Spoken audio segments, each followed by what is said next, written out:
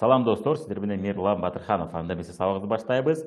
Мен сіздер менен оштон саламдашып учурашып атам. Сіздер кайсы жактан мени угуп атасыздар, кайсы шаардан мени угуп атасыздар. Жазып коюңуздар, ким кайсы шаардан. Кадам жайдан, Ноокаттан салам, Москвадан салам.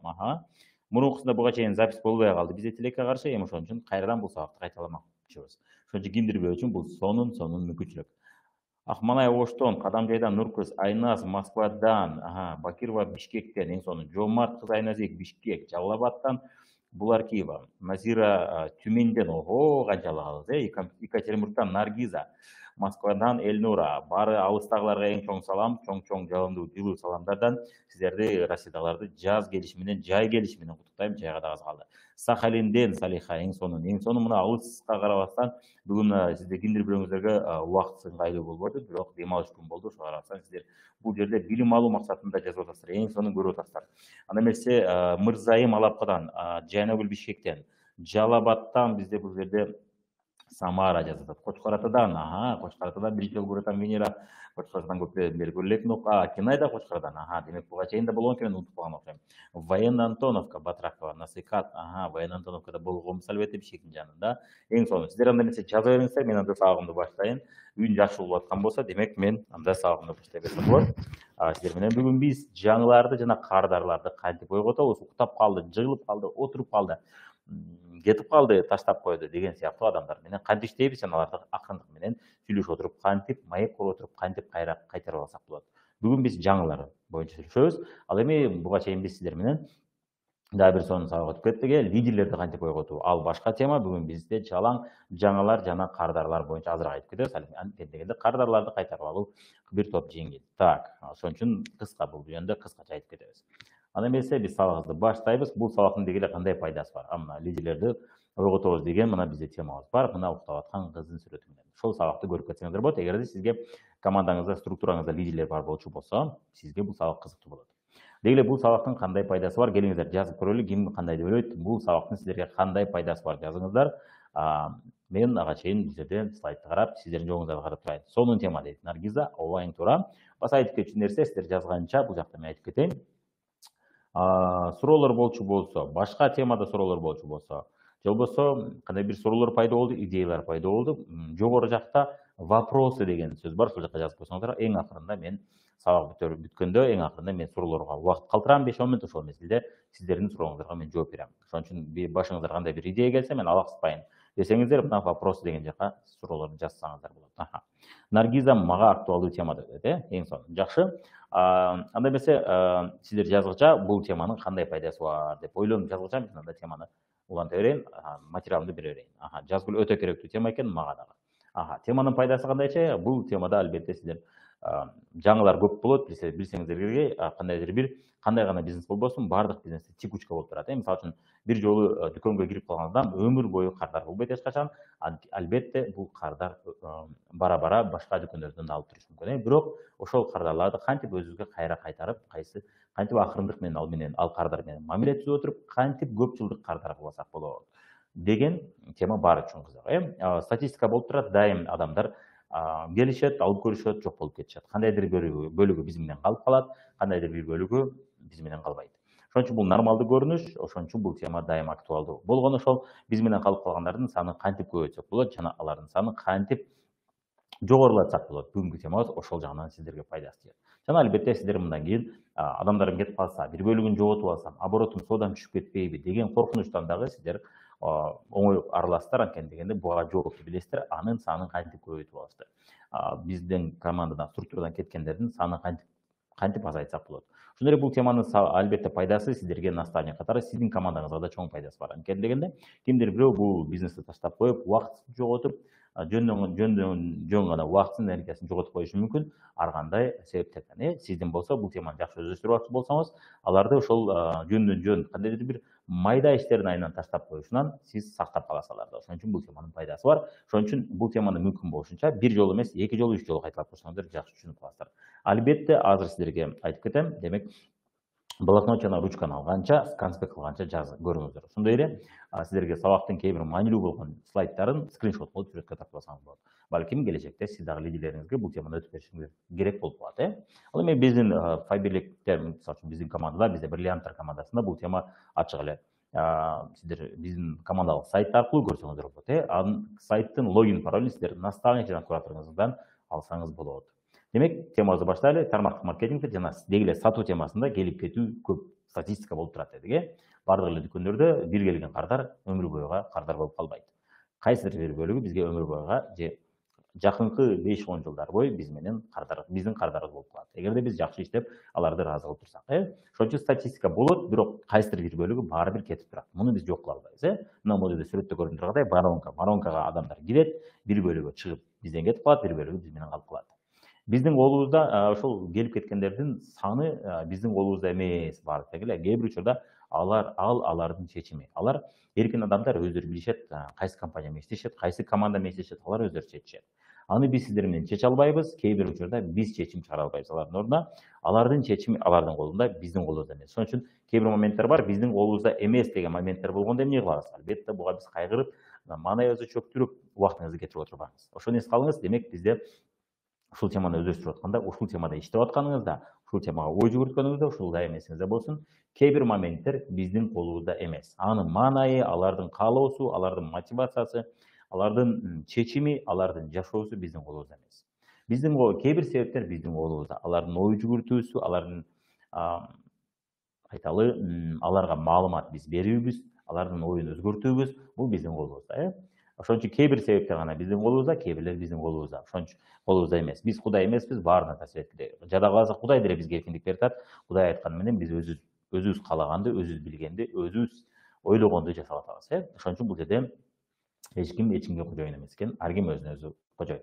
Кээ бир моменттерде гана биз таасир эте алабыз, кээ бир моменттерде гана биз багыт бере алабыз. Калганы ошол адамдын колунда. Джон Калленч бул боюнча айткан, менин структурам көп жыл өзүнүн величайшая возможность человечества деген китебинде айткан. Көп жыл өткөндөн, арадан 10 жыл, 15 жыл, 20 жыл өткөндөн кийин мен структурамды карасам, ошол структурадагы көп адамдардын көпчүлүгү мен жаңы бул бизнеске келгенде тааныбаган адамдар экен. Анан аябай таң калдым. Көпчүлүк менин чоң лидерлерим, чоң киришеге чыккандар. Көпчүлүк менин кардарларым структурамдагы адамдардын көпчүлүгү мен мурун тааныган эмес экен бул бизнеске келгенде деп атат. Ошон үчүн бул нормалдуу көрүнүш экен. Ошон үчүн кимдир бирөө сиздин структураңызда жок болуп кетсе, кандай бир себептен сынып калчу болсо, кайгырбаңыз, сиз анын ордуна дайым башка адам табасыз. Болгону сабактарда айтылган ыкмаларды колдонуш керек. Бул тааныштарына чыгуу, муздак контакттар, интернет аркылуу, TikTok аркылуу жана башка ыкмаларды колдоно берсеңиз, дайым сизде адамдар үзүлбөйт. Бирок воронка продаж иштейт, баары бир кандайдыр бир бөлүгү кетип турат. Мына ошол сыяктуу менин деле мына ойлонуп көрсөм, көпчүлүк структурадагы 80-90% лидерлер булар мурун мен тааныбаган адамдар экен. Мен кийин тааныштым алар менен бул бизнеске келип. Ошон үчүн бул жерде кимдирбөө жок болуп кетсе, кимдирбөө сиз жоготуп алчу болсоңуз, эч убакта кайгырбайсыз. Бул биздин колубузда эмес, биздин колубузда болгону алардын санын азайтуу.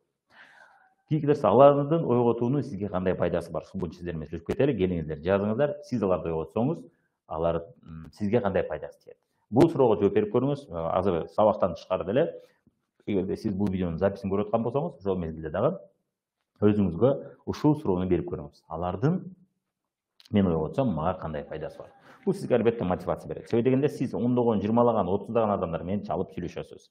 Ошол мезгилде сиз өзүңүздүн пайдаңызды түшүнбөсөңүз, анда жарым жолдо сынып каласыз. 2 адам, 3 адам менен сүйлөшкөндө токтоп каласыз. Ошон үчүн бул суроого маанилүү, өтө маани берип, бул суроого жооп бериңиз. Отуруп, аларга чалып иштештен мурун, бул сабакты практикада колдонуудан мурун ушул суроого жооп берип кетиңиз. Ушул записти көрүп аткан болсоңуз, эгерде сабактын записин, анда паузаны басып, азыр эле ойлонуңуз. Сиздер болсо оюңуздар келген, идея келгендерди жазыңыздар. Ушул 3 суроонун бирөөсүнө жооп тапсаңыз жазыңыз. Экинчи суроо бизде аларды ойготконуңуздун аларга кандай пайдасы бар? Сиз аларды ойготтуңуз, алар кандай пайда көрөт мындан, Утуш. Башкача айтканда, сиз алар менен иштешип атканда, мен аларды эптеп эле алдап, эптеп эле манипуляция кылып, эптеп кармап калышым керек деген ойдон алыс болушубуз керек. Себеби дегенде адамдар биздин ой жүгүртүүбүздү, биздин ичибиздеги сезимди, биздин ичибиздеги ниетибизди, каалообузду сезет. Эгерде биз аларды пайдаланып калайын, колдонуп калайын десек, анда алар ошону сезет дагы, бизден кача баштайт. Ошон үчүн настройду оңдойбуз. Аларга кандай пайдасы бар? Эгерде биз ушул суроого жооп берсек, жакшы, туура жооп берсек, анда туура жооп алсак, анда алар бизден качпайт, алар менен сүйлөшкүсү келет жана биздин чыныгы ниетибизди сезет. Демек, биз ошол суроого өзүбүз жооп берсек, анда биз алар менен сүйлөшкөндө уверенно, аларды алдагандай сезим менен эмес, чындап чын дилибизден жардам бергибиз келет. Эмнеге дегенде биз көрүп атабыз, аларга бул биз аларды кайтарып ойготконубуздун пайдасы тиет деп билебиз. Келиңиздер биргеликте ойлонолу, кандай жооптарды айтасыздар. Ал эми запись көрүп аткандар комментарийлерге жазабыз. Сиз аларды ойготчу болсоңуз, аларга кандай утуш, кандай пайда алып келет бул, утуштар, кандай утуштар болот. Келиңиздер комментарийге жазыңыздар. Бул жака группага, бул жака вебинар бөлмөгө жазыңыздар. Кандай аларда кандай утуштар болот? Ошону жазыңыздар, ошону биз көрүп кетели. Сиз аларды ойготтуңуз, алар эмнеден утат? Ойлонуп жазып көрөбүз. Үчүнчү суроо, аларды ойготуп алып эмне кыласыз? Аларды ойготтуңуз, анан эмне кыласыз анан? Ойготтуңуз жакшы экен. Эми ойготкондо эмне кыласыз алар менен? Эгерде сизде башыңызда план жок болсо, анда дагы деле сиз аларды ойгото албайсыз. Эмнеге дегенде сиздин ичиңизде күмөн саноо бар. Мен аларды ойготтум, анан кийин эмне кылам? Ойготтум. Ошон үчүн сиз аларды толук камдуу ойгото албайсыз жана потенциалыңызды колдоно албайсыз. Аларды алдап аткандай сезим болсо сизде, аларды ойготуп алып мен эмне кылам деген сизде күмөн саноо болсо, анда сиз толугу менен ушул техникаларды, ыкмаларды практикада колдоно албайсыз. Жана алар менен уверенно сүйлөшө албайсыз. Ошон үчүн бул суроого жооп берип көрөбүз.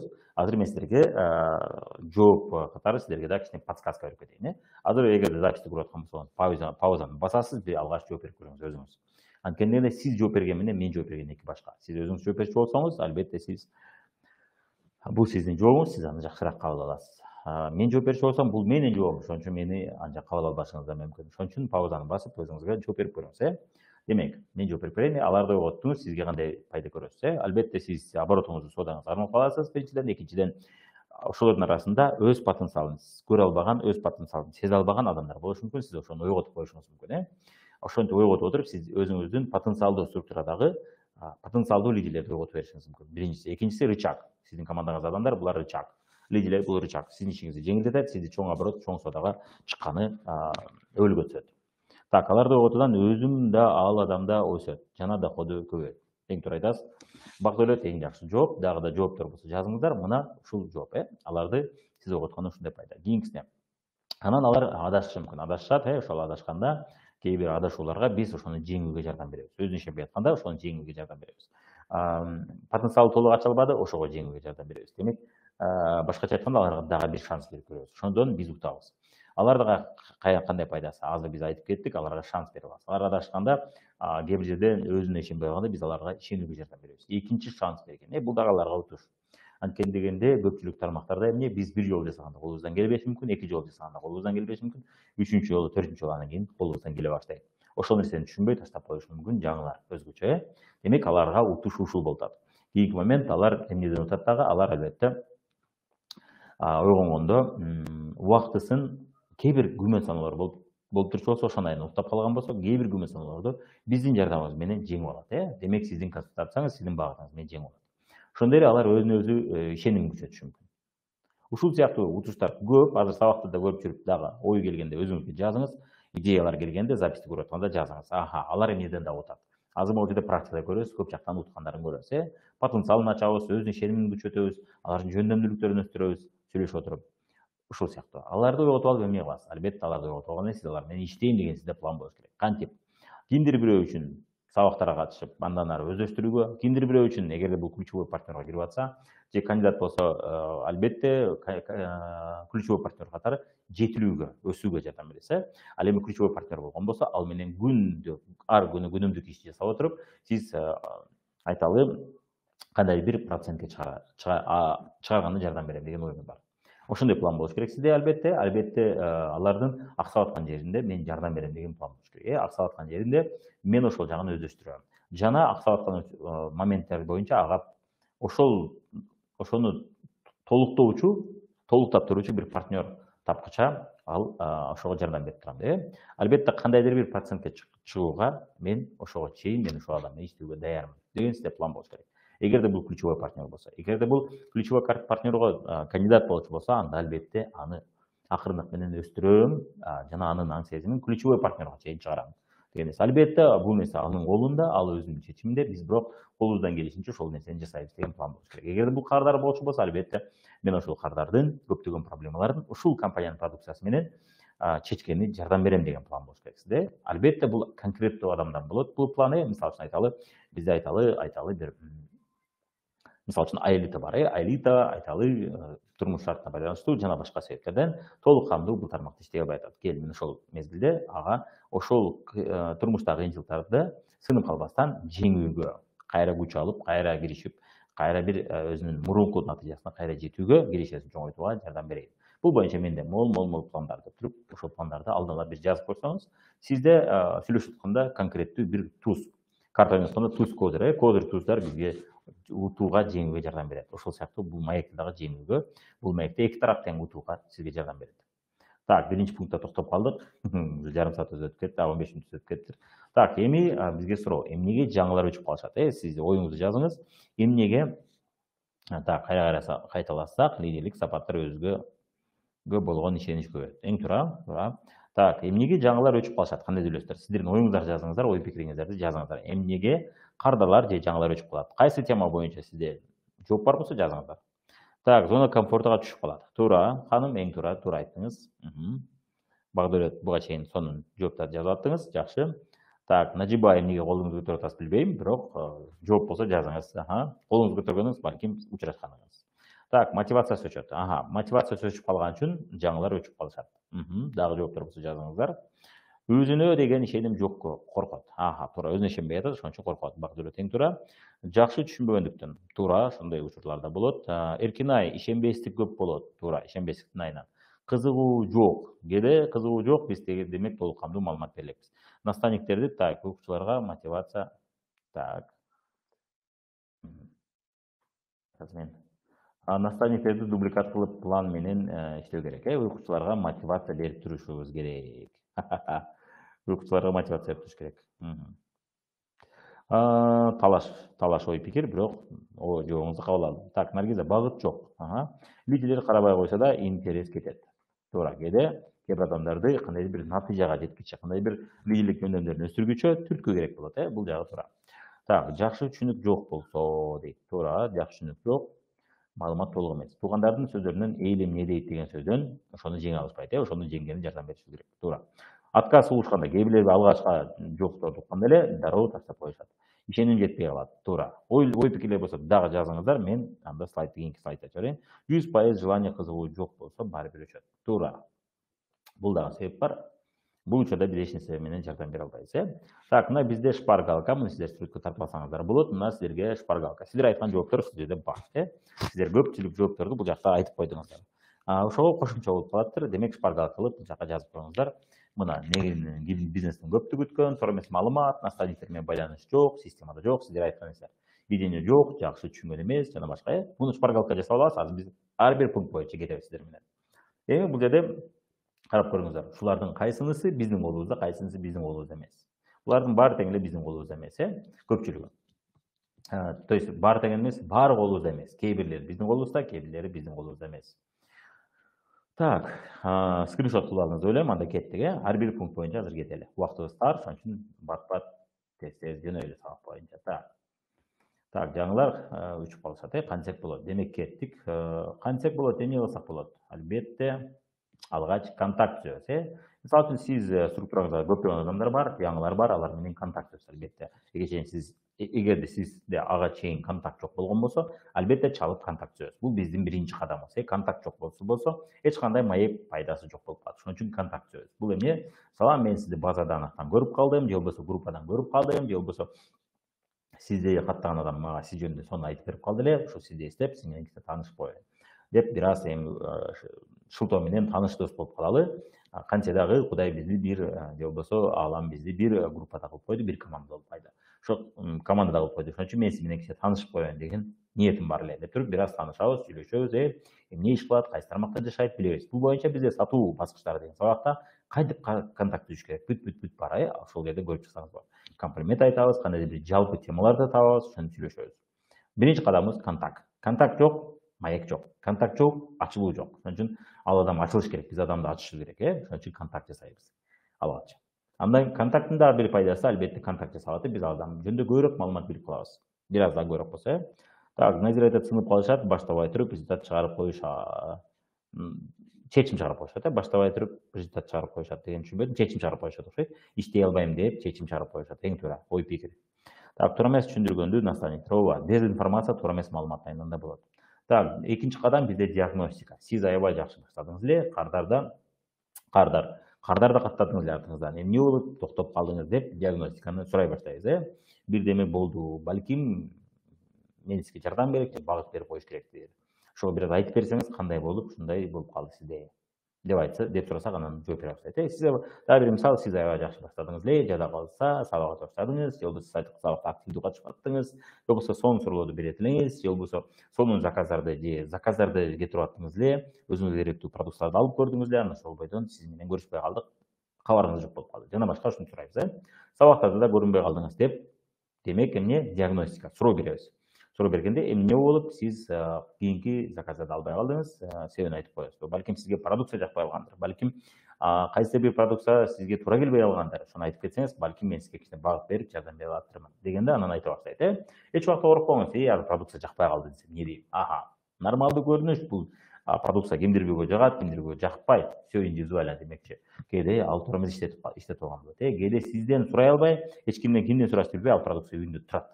Же болбосо эмнеге алганын билбейт, эмнегедир кызыгып калды, бирок эмнеге алганын билбейт. Анан сиз ал продукция жөнүндө сонун маалымат берип койдуңуз, ал түшүндү, колдонду, сизге ыраазы болду. Ушундай учурлар болот. Ошон үчүн ал жаман сөз сүйлөсө, продукция жөнүндө, компания жөнүндө жаман айтса, эмне деп жооп берем деп коркпоңуз. Билбесеңиз дайым мен сизге бул боюнча талык маалымат алып, сизге кайра жооп берем. Мен анда бизде тажрыйбасы көбүрөөк директорубуз же кураторубуз же наставнигибиз бар.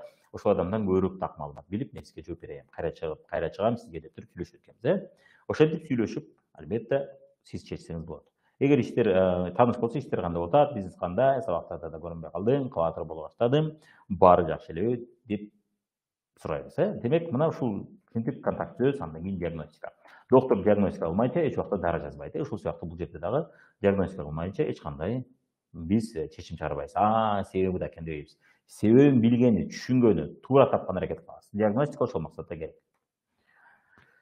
Кийинки тактоо проблеманы түшүнүп алуу. Албетте, бул жерде 2 эмес, 3-үчү кадам, бул жерде адашып калыппыз. Тактоо проблеманы түшүнүп алуу. Демек, тактап аны чындап эле мен ойлоп аткан себептен болду да, бул өчүп калганы, токтоп калганы, уктап калганы, же башка себептен болду. Проблеманы тактап сурайбыз. Эмне болуп, кандай ушундай ой пикирге келип калдыңыз? Дагы эмне болду, дагы эмнелер сизге түрткү болду, же эмнелер таасир этти, сиз ушул ойго келдиңиз деп сурайбыз. Мисалы үчүн айталы, бул бизнес меники эмес экен дегенде, ачык айтканыңызга чоң рахмат. Бул дагы өзүнчө бир маалымат, мага обратный связь болуп калды. Эмне болуп ушундай ой пикирге келип калдыңыз? Эмнеден кийин? Айтып берди. Жакшы. Дагы эмнелер болду эле, дагы эмнелердин айынан дагы бир себептер болдубу сиз ушул ойго келгениңизге десек, ал өзүнүн себептерин айтат. Анан биз түшүнөбүз. Тактап ушу толук картинаны билебиз. Бул себептерден бул ушундай таштап койду, уктап калды, ишенбей калды жана башка. Андан кийин гана биз каршы суроолор менен иштей баштайбыз. Андан кийин гана биз ошол башындагы ой жүгүртүү, адашуу жана башка менен иштей баштайбыз. Анан жооп берип атканда дайым эсиңизде болсун, биз сөз түрүндө эмес, кара сөз түрүндө эмес, дайым биз багыттоочу суроолордун жардамы менен жооп беребиз, жөн жооп бербейбиз. Бул боюнча биз каршы суроолор деген, кандидаттын каршы суроолору жана кардардын каршы суроолору деген сабактарды көрө элек болсоңуз, сөз түрдө көрүп чыгыңыздар. Ошол жерде биз суроолордун жардамы менен жооп беришти үйрөтөбүз. Ошондой эле сатуу баскычтарында дагы суроолордун жардамы менен жооп беришти үйрөнгөнбүз. Жана ошондой эле Дейл Карнегинин "Как завоевать друзей и оказывать на них влияние" деген китеби бар. Ошол китепти да окусаңыз, ошол боюнча көп багыттарды сизге берет. Демек, аларга жөн жооп бербестен биз суроолордун жардамы менен жооп берсек, ал адам бул кишинин ою эмес, менин оюм деп кабыл алат. Адамдар дайым өзүнүн оюн, өзүнүн идеясын жакшы кабыл алат. Бирөөдүн оюн, бирөөнүн пикирин, бирөөнүн идеясын жакшы кабыл ала бербейт көпчүлүк. Ошон үчүн биз суроолордун жардамы менен жооп берчү болсок, бул ал адам менен биздин талашуубуз эмес, ал адам менен биздин жалпы сүйлөшкөнүбүз, идеябыз болуп калат.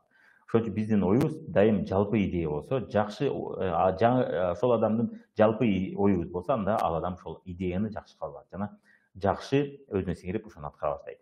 Ошон үчүн биз өзүбүздүн оюбузду бирөөгө таңуулабастан, навязывать этпестен, биз бирөөгө таңуулабастан, андан көрө ошонун идеясы кылып койгонубуз жакшы. Ал үчүн суроолордун жардамы менен жооп беребиз. Суроо жооп бербейбиз, ал жооп бериш керек. Биз суроо беребиз, багыттоочу суроолорду беребиз. Ошого аракет кылыңыздар. Бул дагы искусство, муну бир күндө өздөштүрө албайсыздар. Албетте, муну практика жана көптөгөн сабактардын жардамы менен өзүңүз өнүктүрөсүз. Демек, бул жерде орусчалык катты кечиресиздер. Демек, проблеманы, возраженияны иштеп чыгыштан мурун албетте алгач ошол кошулуу техникасын колдонобуз. Мен сизди туура түшүнөм. Менде да ушундай болгон. Менин наставнигимде ушундай болгон, менин лидеримде ушундай болгон, менин таанышымда ушундай болгон, менин коллегамда дагы ушундай абал болгон дейбиз. Мен апамда, эжемде жана өзүмдө кимде болсо ушуну айтасыз. Менде дагы ушундай болгон, ошон үчүн мен сизди түшүнөм деп жооп беребиз. Кошулуу техникасын сөз түрдө кылабыз. Аны колдонобуз. Андан кийин гана жооп бере баштайбыз. Бул да каршы суроолордо биз үйрөтүп кеткенбиз. Сөз түрдө бул сабактарды көрүп, кайра көрүп, практикада жасай алчу деңгээлде өздөштүрүп алыңыз. Мен сизди түшүнөм, менин лидерим, окуучум настроение. Кийинки бизде баскыч так. Мына каршы суроолор бизде так. Мына каршы суроолор боюнча бизде кандидаттын каршы суроолору боюнча жана кардардын каршы суроолору боюнча сабактар бар. Ошону көрүп кетиңиздер.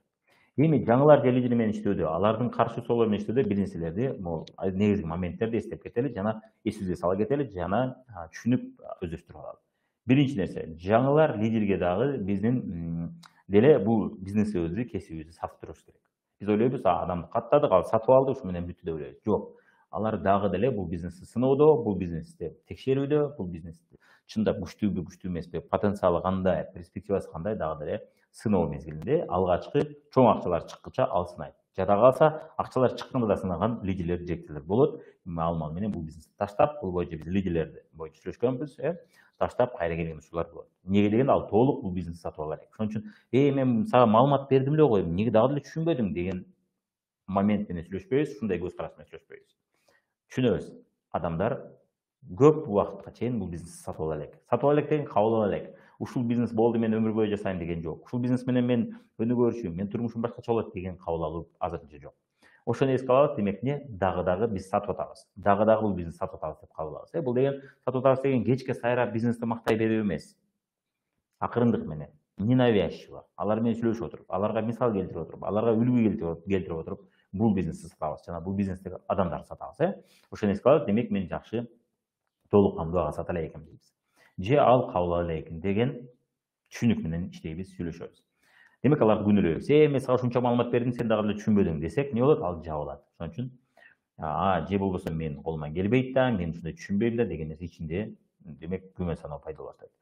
Ошон үчүн бул нерсени эске алабыз. Кийинки нерсе каршы суроолор менен иштөөдө мына ушул нерсени эске алабыз. Ишенимдер менен иштөөдө дагы ушул нерсе, алардын ишенимдери менен иштегенде бул адам дагы деле өзүнө ишене элек, өзүн сатып ала элек, өзүн ишкер катары, өзүн ийгиликтүү адам, ийгиликтүү ишкер катары сатып ала элек.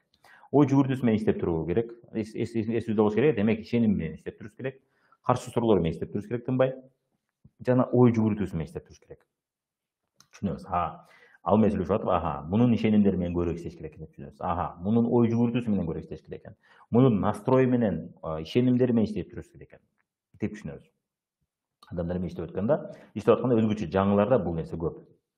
Кийинки нерсе, ишти жакшы түшүнүп алууга жардам берүү. Демек, бул бизнес боюнча толук маалымат берүү, бул биздин иш. Демек, ал толук түшүнө элек болсо, ошон үчүн ар кандай адашуу чечимдерин чыгарышы мүмкүн. Ошол өзүнө ишенбеши мүмкүн, бизнеске ишенбеши мүмкүн, компанияга ишенбеши мүмкүн, продукцияга ишенбеши мүмкүн. Демек, биз толук кандуу ишибизди азыр жасап, толук кандуу жасай элекпиз дейбиз дагы.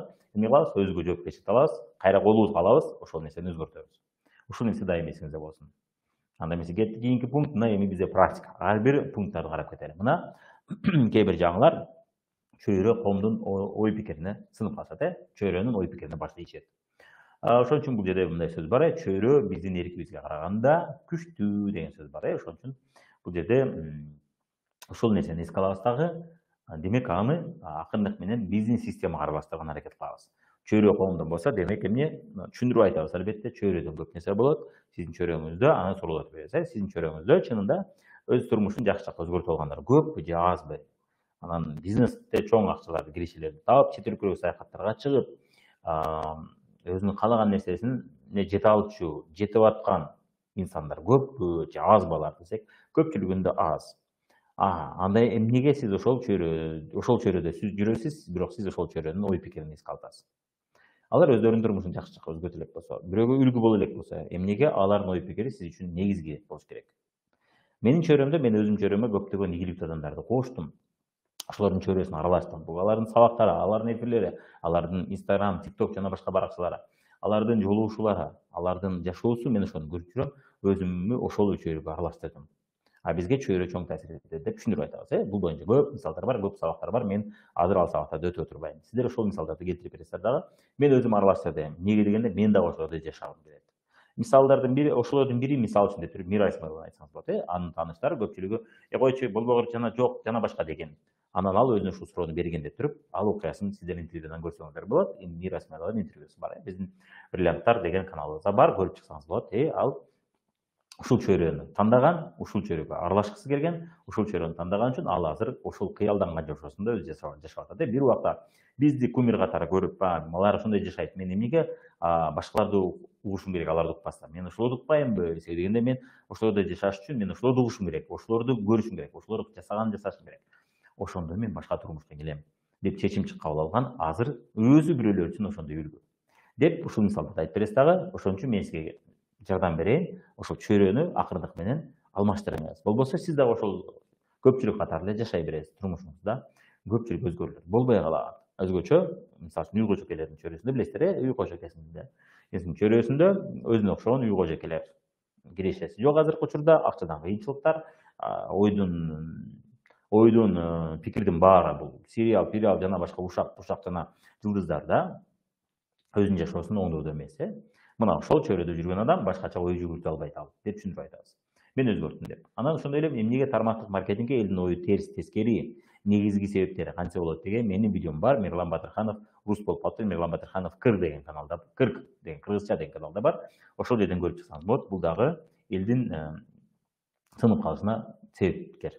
Ошону көрүп алсаңыз, сиз алар менен сүйлөшүүдө ошол видеодо айтылган ой пикирлерди дагы айта баштайсыз. Эгерде коом таасир этип аткан болсо, ошол видеону колдонсоңуз болот.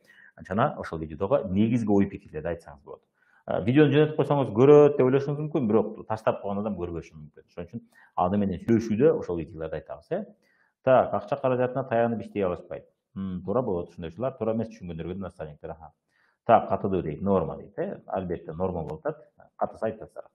Катыса килдирбөң, катычу болсо чыгып кайра кирсеңиздер балким жакшы деп калат. Өзүнө ишенбейт. Кийинки нерсе, бул боюнча бизде мен өзүмө ишенбейм, кантсем деген сабагыбыз бар, көрүп чыксаңыз болот. Толугу менен ушул жерде көптөгөн сонун көнүгүүлөр, сонун мисалдар, сонун ыкмалар бар. Ошолорду өздөштүрүп алыңыз. Мындай үстүртөн болсо дагы түшүнүп алсаңыз, ошол адам менен өзүнө ишенбей аткан учурда жардам бере аласыз. Мисалы үчүн ал жерде сонун мисал бар. Биздин өзүбүзгө ишенүүбүз бул жашоодо баардык тармакта эмес. Бул кандайдыр бир сферада, кандайдыр бир тармакта, кандайдыр бир багытта гана болот. Мисалы үчүн биз айталы, үй иштеринде үй кожокеси өзүнө ишенет. Бирок адамдар менен сүйлөшүү, сахнага чыгуу темасында ал өзүнө ишенбеши мүмкүн. Же финансы темасында. Демек, адам кайсы темадан жакшы болсо, кайсы темада күчтүү болсо, ошол темада ал өзүнө ишенет. Кайсы темада азырынча күчтүү эмес болсо, ошол темада ал ишенбейт. Ошон үчүн бул бизнесте ал азырынча күчтүү эмес, ошон үчүн өзүнө ишенбейт. Ушуну түшүнүп кетесиз. Ошон үчүн сиз бул бизнесте өзүңүзгө ишенбей атканыңыз бул нормалдуу көрүнүш. Сиз азырынча бул боюнча өздөштүрө элексиз, көп маалымат ала элексиз, билимиңиз, жөндөмдүүлүктөрүңүз жок. Ошон үчүн сиздин мээңиз сизге туура айтып атат. Сен колуңан келбейт деген туура эле сөздү, туура эле подсказка алат. Ошону бирок сиз жеңсеңиз болот. Кантип бул чөйрөдө күчтүү болуп алыңыз, бул чөйрөдө билимиңизди, жөндөмдөрүңүздү өнүктүрүп алыңыз. Ошондо сизге мээ сенин колуңан келет дей баштайт. Эмнеге дегенде аны көрөт. Чындап эле бул айталы адамдар менен таанышышты үйрөнүп алдың сен. Ошон үчүн сенин колуңан келет. Чындап эле сен адамдарга маалымат беришти үйрөнүп алдың. Чындап эле сен алардын суроолоруна, каршы суроолоруна, ыңгай суроолоруна жооп бериш боюнча сен үйрөнүп алдың деп мээңиз сизге кайра ишенгенин жардам бере баштайт. Анан эч нерсени үйрөнбөсөңүз, эч нерсени практикада жасабасаңыз, сабактарды көрбөсөңүз, анан кайдан сиздин мээңиз сизге сенин колуңан келет деп айтат. Ал туура айтып атат, сенин колуңан келбейт. Эмнеге дегенде сиз ошол сабактарды өздөштүрө элексиз, практикада жасабай атасыз. Сабактарды көрүп гана коюп атасыз, жада калса конспектте жасабай атасыз. Практикада көп жолу жасабай атасыз, машыкпай атасыз. Машыкканда гана колуңуздан келе баштайт, көп жолу машыкканда. Ошон үчүн мээңиз сизге туура айтып атат. Бул туура эле, бул жалган эмес деп түшүндүрүп айтабыз. Так, видение жок, жакшы түшүнгөн эмес. Кийинки себеп мына видение жок. Видение деген боюнча мына кичинекей бир чоң дарак боюнча притча айтып берсек, же окуя. Бир жаш жигит, жаш өспүрүм токойго козгарын терген барат. Анан козгарын терип атканда уже кеч кирип кетет дагы өзүнүн жолун таппай калат. Анан ыйлагысы келип, аябай капаланып, аябай ызаланып, ыйлап кантип табам эми, эмне кылам эми деп билбейм, эмне кылышын билбей отуруп калганда, эки жакка карайт экен, эки жакта караса чоң даракты көрөт экен. Ал дарак башка дарактардан бийик болуп, жогору өсүп турат. Анан ошол даракты көрөт дагы, ошол дарактын туу чокусуна чыгат экен дагы, ошол өзүнүн үйүнө болгон жолду кайра көрүп алат жогорудан баары көрүнүп турат. Үйүнө болгон жолду, айылына болгон жолду таап алат дагы, кубанган бойдон үйүнө жетип алат. Биздин жашообузда мына токой бул азыркы учурдагы жаңы бир иштер. Ал эми биз ошол чоңдар аркылуу көрүп албасак, биз чоң жолдо, жарым жолдо жолубузду таппай калабыз, ишенбей калабыз.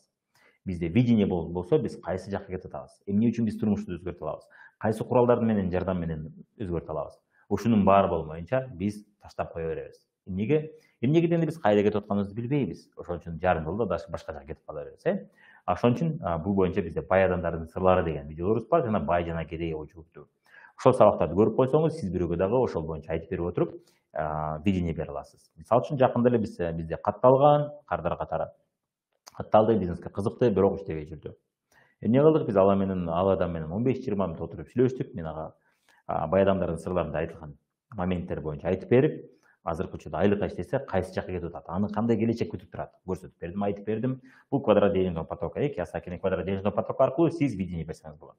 Жана эмне үчүн ушул бизнес ага курал болуп бере алат, ал каалаган жашоого жете алат ушул бизнес жардам менен. Ал адамда видение пайда болду, кызыгуу пайда болду, кыймыл аракет пайда болду, сабактарды, видеолорду көрө баштады. Көрдүңүздөр, видение жок болсо, ал жакшы түшүнбөйт дагы, анан таштап коет. Ошон үчүн видение берип үйрөнөбүз, кээде түшүнөбүз, бул адамга видение жетпей атыптыр демек. Ошон үчүн ал таштап коюп атат деп түшүнөбүз. Берип көрөбүз, кээде билбесек берип көрөбүз. Көпчүлүктө болот, видение жоктон да болот. Кийинки нерсе, наставниктер менен байланыш жок, система жок. Системада жок ал. Ал системага аралаша элек. Буга чейин биз айттык, биздин чөйрө, биздин эрк күчүбүз бар, анда күчтүү деп атабыз. Ошон үчүн ал ошол чөйрө утуп коюшу мүмкүн, ал утулуп калышы мүмкүн. Ошон үчүн аны чөйрө оңой аралаштырып койсок, ал чөйрөнүн жардамы менен ошол күнүмдүк проблемаларды оңой чечет. Коомдун, тааныштардын, жакындардын терс ой пикирин да оңой жеңет. Ошон үчүн аны биз мүмкүн болушунча батыраак, тезирээк, ал катталганда жаңыны биз ошол чөйрөбүзгө аралаштырган аракет кылабыз. Системабызга, бул кандай бир эфирлер, сабактар, интервьюлар, ошолорго аралаштырган аракет кылабыз, тынбай. Өзүңүз группаларда бизде лидерлер окумуштуу сабактарды өтүп турат, өзүңүз командаңыз менен же болбосо лидерлериңиз менен же наставниктериңиз менен ошол группада тынбай сабак өтүп турсаңыз, бул дагы сиздин ошол адамдын чөйрөгө аралашканы. Албетте ошол чөйрөнү сатышыбыз керек. Бул чөйрөдө мондай адамдар, биздин чөйрөдө мондай адамдар иштейт. Сиз ушул бизнесте миллионерлер менен жолугушкан, сүйлөшкөн, алардын сабактарын алган, алардын тажрыйбасын алган сизде мүмкүнчүлүк бар. Алардан ой жүгүртүүсүн башкача ой жүгүртөт алар. Сиз ошону үлгү катары көргөн мүмкүнчүлүк бар деп аралаштырабыз. Чөйрөгө аралаштырып алсаңыз, сиз ал адамды оңой кармап каласыз. Аралаштырбасаңыз, аны коом жана чөйрөсү жеңип алат. Чөйрөсүндө билесиздер, коомдо кандай адамдар жашайт. 80% адамдардын 80% булар кедей ой жүгүртүүдөгү же орто жашаган адамдардын ой жүгүртүүсүндөгү адамдар. Ошон үчүн алар ошол ой жүгүртүүгө тартып кетет. Анан албетте биз көпчүлүк адам мисалы үчүн ойлошот, кулчулук жок деп, азыр деле кулчулук бар, болгону ал башка формада. Ошол кулдар эмнеге үйрөтөт? Кулдар албетте кул болушка үйрөтөт. Ошон үчүн бул эми жаман мааниде эмес. Жок, азыр кул мурунку кулчулук жок, азыр башкача кулчулук. Ошол кулдар эмнеге үйрөтөт? Кулдар кул болушту гана үйрөтөт жана кулдун ой жүгүртүүсүн гана бере алат. Ал эми кожоюндун ой жүгүртүүсүн өтүү үчүн албетте бул адам кожоюндар же кожоюн болуп алган акыркы мезгилде же кожоюнга болууга умтулуп аткан адамдарга аралашыш керек. Ошону биз түшүнөбүз дагы, эмне кылабыз? Акыркы менен аралаштырабыз. Чөйрө биздин ишеним, ой жүгүртүүнү пайда кылат. Ошон үчүн биз эми чөйрөнү түшүнөбүз. Ал чөйрөгө аралаштырмайынча, анда ой жүгүртүү, жаңы көз караш, жаңы видение пайда болбойт. Кимдир бирөөгө чөйрө жакшы таасир этет, кимдир бирөөгө анча эмес. Кимдир бирөө чөйрөнү укпайт, ал өзүнүн ойун угат, аларга оңойраак. Бирок кимдир бирөө чөйрөгө баш ийет. Ошон үчүн биздин чөйрөгө аралаштырып алсаңыз, наркы чөйрөгө эмес, бул чөйрөгө көбүрөөк көнөт жана өздөштүрүп алат. Ошол ой жүгүртүүнү, ар бир чөйрөдө ой жүгүртүү ар кандай. Мисалы үчүн айталы, ыйман жолунда жүргөндөрдүн ой жүгүртүүсү башкача, атеисттердин ой жүгүртүүсү башкача. Биз кайсы чөйрөдө көп болсок, ошол чөйрөдөгүдөй ой жүгүртө баштайбыз. Так, кийинки нерсе, бул үйрөнүп албады, жасай албады, натыйжа жок. Эгерде адам үйрөнүп албаса, жөндөмдүүлүктү өстүрүп албаса, натыйжа болбойт, ал жасай албайт. Канча жасашты билбейт. Ошол себептен натыйжа жок болгондуктан ал таштап коет. Демек эмне түшүнөбүз? Бул адамды көп машыктырыш керек экен, жөндөмдүүлүгүн өнүктүрүш керек экен деп түшүнөбүз. Дагы түшүндүрүп айтабыз. Сиз көп машыкпаган үчүн, практикада көп жасабаган үчүн сизде натыйжа болбоду. Ошон үчүн сиз колуңан келбейт экен деп таштап коюпсуз. Бул нерсе көпчүлүк адамда эгерде жөндөмдүүлүктөрдү өстүрбөсө, машыгып мен кылып адамдарды көбөйтпөсө, бул болуп турган момент. Ошон үчүн бул нерсе менде да болгон, же болбосо лидериңизде болгон деп айтып бересиз. Демек кандай формула? Жөндөмдүүлүк плюс практика барабар натыйжа. Ал жөндөмдүүлүк кантип пайда болот? Машыгуу, ар күнү машыгып отуруп, бизде мен кыла алам деген жөндөмдүүлүктөр пайда болот. Мисалы үчүн адамдарга айтып берүү, маалымат берүү, адамдарды кызыктыра билүү, адамдарга видение бере билүү, адамдардын каршы суроолоруна жооп бере билүү, адамдардын ичиндеги мечта, кыялдануу, арзууларын ойготуу. Анткени деген арзууларын ойготпосок, ал кыймыл аракетке уже даяр эмес, ал кыймыл аракет кылбайт. Уктап кала берет, өчүп кала берет. Демек эмне? Мечталарын ойготуу. Бул боюнча кандидаттын кызыгуусун ойготуу деген бизде сонун сабак бар. Ошол сабакты көрүп, адамдардын мечтасын ойготушты үйрөнөбүз. Ошол мечтасын ойготпосок, ал кыймылдабайт. Демек эмне? Ушул нерселерди үйрөнүп алсак, бизде мен кыла аламдар көбөйөт. Анан албетте мен кыла аламдар көбөйгөндөн кийин эмне болот? Албетте ал адам өзүнө ишенет жана жөндөмдүүлүктөр пайда болот. Бирок жөндөмдүүлүк өзү эч убакта бизди натыйжага жеткирбейт. Мен кылам деп туруп бирок кылбасак, эч убакта натыйжага келбейбиз. Башкача айтканда айталы, повар тамак жасашты билет, бирок тамак жасабайт.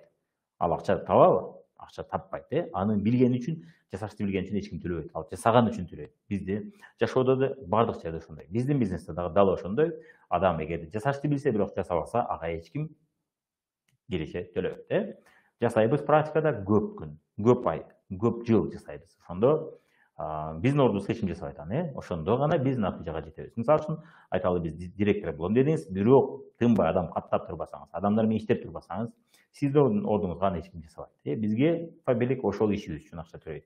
Жаңы кардар тапканыбыз үчүн, лидерлерди өстүрүп, лидерлер аркылуу жаңы кардарларды алып келгенибиз үчүн бизге киреше төлөйт. Демек, ошол нерсени практикада күндө жасаш керек. Кийинки момент статистика. Статистика бул дайым болот, бардык тармакта болот. Статистиканы эске алабыз. Адамдардын кандайдыр бир бөлүгү баары бир жок болуп кете берет. Канча түшүндүрдүңүз, канча видение бердиңиз, канча чөрөк аралаштырган аракет кылбадыңыз, бирок кайсыдыр адамдар баары бир мен муну кылбайм деп чечим чыгарат. Буга айла жок. Муну да эске алабыз, жана биз айтып кеттик, кээ бир учурда биздин колубузда эмес ал нерсе. Бул кандай бир магия, сыйкыр эмес. Бул ал адамдардын өздөрүнүн чечими. Мен бул нерсени кылган үчүн мени жогорудан жаза келтират, ошон бул адам иштебей койду эмес. Бул ал адамдын чечими. Ал эми биздин иштегенибиз, иштебегенибиз бул биздин колубузда. Бул уже жогорудан биз кандай бир жакшы иштер жасаган үчүн да бизде видение болуп аткан болушу мүмкүн. Бирок бул биздин колубуздагы нерселер. Бул адамдарга көп, 10 адамга айттык, 10 адамдан 3-4 эмес, 5 кызыгып калды. Ушундай учурлар болот. Бирок ал нерсе жок болсо, анда баары бир 7, 8, 6 киши бизге баары бир жок дейт. Так, бизнестин көптү күткөн. Мына ушундай жаңылар болот, келгенде мына Инстаграмда сүрөттөгүдөй, вау, ушундай салам деп эле чынында мына сүрөттөгүдөй чачтары тик туруп алган, очки кийип алган, мурдулары бүт суу болуп, анан сууга кирип ушинтип эс алышат, күйүп калып, анан күйгөндөн атышып, аябай солнцезащитный кремди албай калып, унутуп, ушинтип эс алабыз чындыгында, бирок биздин күткөнүбүз башкача болот. Ошон үчүн бизнестен кээ бир адамдар көптү күтүшөт, бирок ошол нерсени албай калды. Ушул учурлар болот. Лидерлерибиз элге ар кандай убада бериши мүмкүн. Биздин лидерлерибиз ар кандай убадаларды бериши мүмкүн, ар кандай презентацияларды өтүшү мүмкүн. Сен бул жерде миллионер болуп кетесиң, бирок адам миллионер болгон жок. Бирок 30-40 миң сом киреше таап атат, мисалы үчүн. Жаңы келди, ал ойлогон, мына могул жерде Мира Исмаилова же болбосо Лилия Исмаилова 2,5 айда 3 айда директор болуптур, же болбосо Нурматова Сапаргүл жана башка. Бизде толтура лидерлер 2-3 айда директорду ачышты, же 6 айда ачыптыр. Мен дагы ачам деп күттү, бирок ал нерсе келбеди. Эмнеге? Эмнеге дегенде айталы, Мира Исмаилова буга чейин даяр болуп калды, же Лилия даяр болуп калды жашоодо, турмушта. Буга чейин көп сокку жеп, көптөгөн тармактарда иштеп көрүп, аң сезими даяр болуп калды. Жоопкерчилик алганы даяр болуп калды. Балким бат өздөштүрдү. Бирок айталы, жаңы келген Айгүл андай темпте иштей албады. Андай даяр эмес. Жашоодо тажрыйбасы аз азырынча, башка тармактарда иштеп көргөн эмес. Же болбосо жоопкерчилик алууга даяр эмес, аны кичинесинде тарбиялаганда эркелетип тарбиялаган, ал дагы эркелеп атат, ал жоопкерчилик алганы даяр эмес. Албетте ал адамга өсүүгө убакыт керек болот. Ошон үчүн эч убакта түшүндүрөбүз, ал өзүн Мира Исмаилова менен же болбосо айталы, Жазгүл Нурматова менен эч убакта салыштырбасын. Бул мисал жөнүндө, өзүңүз салыштырбаңыз. Сиз башкасыз, ал башкасы. Сиз башкача өсөсүз, сиздин окуяңыз башкача болот, ал адамдын окуясы башкача болот. Бул боюнча Мич Сала деген адам 5 жыл бою бул бизнесте өспөйт экен, жасай берет, эч таппайт. Себебинчи, ар нерсе жасап көрөт. Кийин бир катасын түшүнгөндө дароо топ лидерге чыгат. Мына. Көрдүңүздөр, ошон үчүн бул жерде мен деле мисалы үчүн 6 ай, алгачкы 6 ай эч кандай натыйжа жок, кийинки 6 айда эч кандай натыйжа жок. Жада калса, мен иштеген компания жабылып калды. Ошентип алгачкы жылдары менде натыйжа болгон эмес, кечиресиздер. Эч кандай натыйжа болгон эмес. Менин окуям ошондой. Кимдир бирөө мына биздин окуучуларыбыз, биз менен иштешкен лидерлер, мына 3 айда, 6 айда алгачкы акчаларына чыгып атышат. Бирок мен Фабрикке келгенде биз жубайым экөөбүз биргеликте экөө эле иштеп отуруп, биз 3 айда директордун атын ачтык. Бирок ага чейин ал 6 ай, мен 1 жыл эч кандай кийлик жарата албадык. Көрдүңүздөр, ошон үчүн ар кимдин окуясы ар кандай. Кийинки момент ушуну түшүндүрүп айтабыз. Так, и албетте аны билиш үчүн сурайбыз. Сизге бул бизнес жөнүндө эмнелерди айтышты эле, кандай маалымат беришти эле, эмне деп түшүндүрдү эле деп сурайбыз. Анан ошол жерде чындык башка экен, аны түшүндүргөн адам башкача түшүндүрүп коюптур деп түшүнөбүз. Анан албетте ошол жерде оңдоп кетебиз. Биздин бизнесте сизге эмнеси жаккан жок деп сурайбыз. Анан эмнелер чындап болбой калды дегенде, ошону күттүңүз беле, эмнелерди күттүңүз эле бул бизнестен деп айтсак, анан келип айтат. Мен ушул бизнесте мындай болот, тигиндей болом деп күттүм эле, бирок андай болбоду. Так, мотивация түшүп кетсе эмне кылуу керек? Мисалы, меники деле түшүп кетет. Азыр ал боюнча жакшы суроо, эң жакшы суроо. Альбина ушул сурооду сураныч, вопросы, жогоруда вопросы деген жака жазып коюңуз. Акырында мен ушул суроого жооп берип кетем. Так. Жаңы лидерлер көп адашуу каталарды жасашы мүмкүн. Туура эмес маалымат. Дезинформация, башкача айтканда, сиздин лидерлериңиз бирөөлөргө маалымат берип атып, туура эмес маалымат берип коюшу мүмкүн. Бул болуп эле жүрөт, дайым болуп атат. Мисалы үчүн биздин лидерлерибиздин бирине биздин анын жогорусундагы лидер, мисалы үчүн ошо мен бир адамды экинчисине каттап бергенде, жогорудагы адам туура эмес маалымат берип коюптур, анан ал адам иштебей калды. Ал бизде администратор болуп иштечү Роза угуп аткан болсоң салам, Розалина Азимкулова угуп атат. Анан ошол жерде иштебей калды, токтоп калды. Анан эмне болду, мурункудай иштебей калдың, бир нерсе болдубу деп сүрүштүрүп отурсам, көрсө 50 балл жасай берип үйүнүн табарт болуп кетиптир. Анан кийин сага ким өзү 50 балл постоянно жасаш керек деп айтты десем, үстүндөгү жогорудагы лидерине айтты. Ал адам адашып калыптыр, толук маалымат эмес жок экен, түшүнбөй калган окшойт, же башкача түшүнүп алган окшойт, мен ал менен сүйлөшүп коем деп сага түшүндүрүп берейин деп түшүндүрүп бердик. Сен каалаган убакта 50 балл жасайсың, анан айлыкка чыгыш үчүн 50 балл жасайсың, айлык алыш үчүн 50 балл жасайсың. Бирок айлыкка жакындай элек болсоң, сага сөзсүз 50 балл жасаш шарт эмес. Бул кимдирбир сага айтышы мүмкүн, бирок компаниянын шарты сен сөзсүз бизнес өзүң билесиң. 25 балл жасасаң 2500 сом, 2000 сомдук заказ катышуу, бул дагы сенин чечимиң. Сен кааласаң катышпасаң болот. Сен бул бизнеске өзү ошол шарт жасаган келдиң беле, же турмушумду өзгөртүп бизнес курам деп келдиң беле? Албетте турмушумду өзгөртөм деп келдим эле. Бизнес курам деп келдим эле. Андан бул шарттын кандай тиешеси бар? 50 баллдын кандай тиешеси бар деп маалымат бердим. Ага чейин сен албетте балл жасап үйрөнгөнүң бул жакшы, бирок сен 100 балл, 50 балл жаса деген шарт жок. Сага азыр киреше чыга элек, туурабы? Ошо киреше чыга элек болгондуктан сен сөзсүз 50 балл жасашың керек деген шарт жок андай. Бул сен өзүң чечим чыгарасың. Ушуну жасагым келип атат деп. Түшүндүрдүм, Андан кийин айттым, бирок ага чейин сен 10 балл, 20 балл жасап турсаң, сен ошол 50 баллга кийин даяр болуп каласың. Эртең киреше түшө баштаганда сен 50 баллды жасаганга даяр болуп каласың.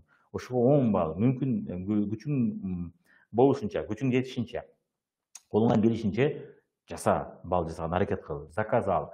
Өзүң керектүү продукцияларды башка жактан албай, ушул жактан ал деп түшүндүрүп маалымат бердим.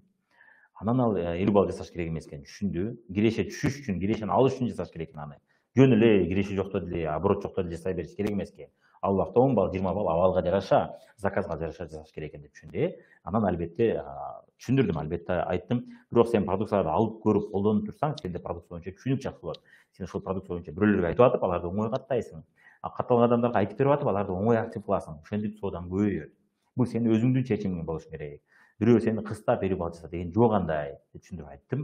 Андан кийин ал көз карасын өзгөрттү. Анан жанагы үйүңдө бар продукцияларды сактабай колдоно башта. Кээ бирлерин өзүң колдоно албасаң, сага туура келбесе белек кылып бере башта деп сатпастан сатуу деген сабак бар. Ошол деген моменттерди түшүндүрүп сабакты көрсөтүп койдум. Андан ал арадан бир убакыттар өткөндө сатпастан сатууду да көрдү, ошону колдоно баштады. Балды 50 баллды оңой да жасай баштады. Директор да болду. Рубин директор да болду. Астынан күчтүү чоң лидерлер өсүп чыкты.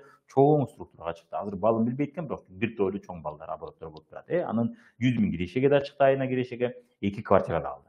Мына көрдүңүздөр, дезинформация бойдон калып кетсе эмне болмок? Ошол лидер жок болмок. Демек, мунун ага пайдасы, биз адамдарды лидерлердин ойготконубуздун пайдасы ушул болот. Биз аларга туура багыт берип койгонго бизде шанс. Аларда болсо адашууларды жеңип, оңдоп, бизнестин алга кетирүүгө сонун мүмкүнчүлүк, шанс.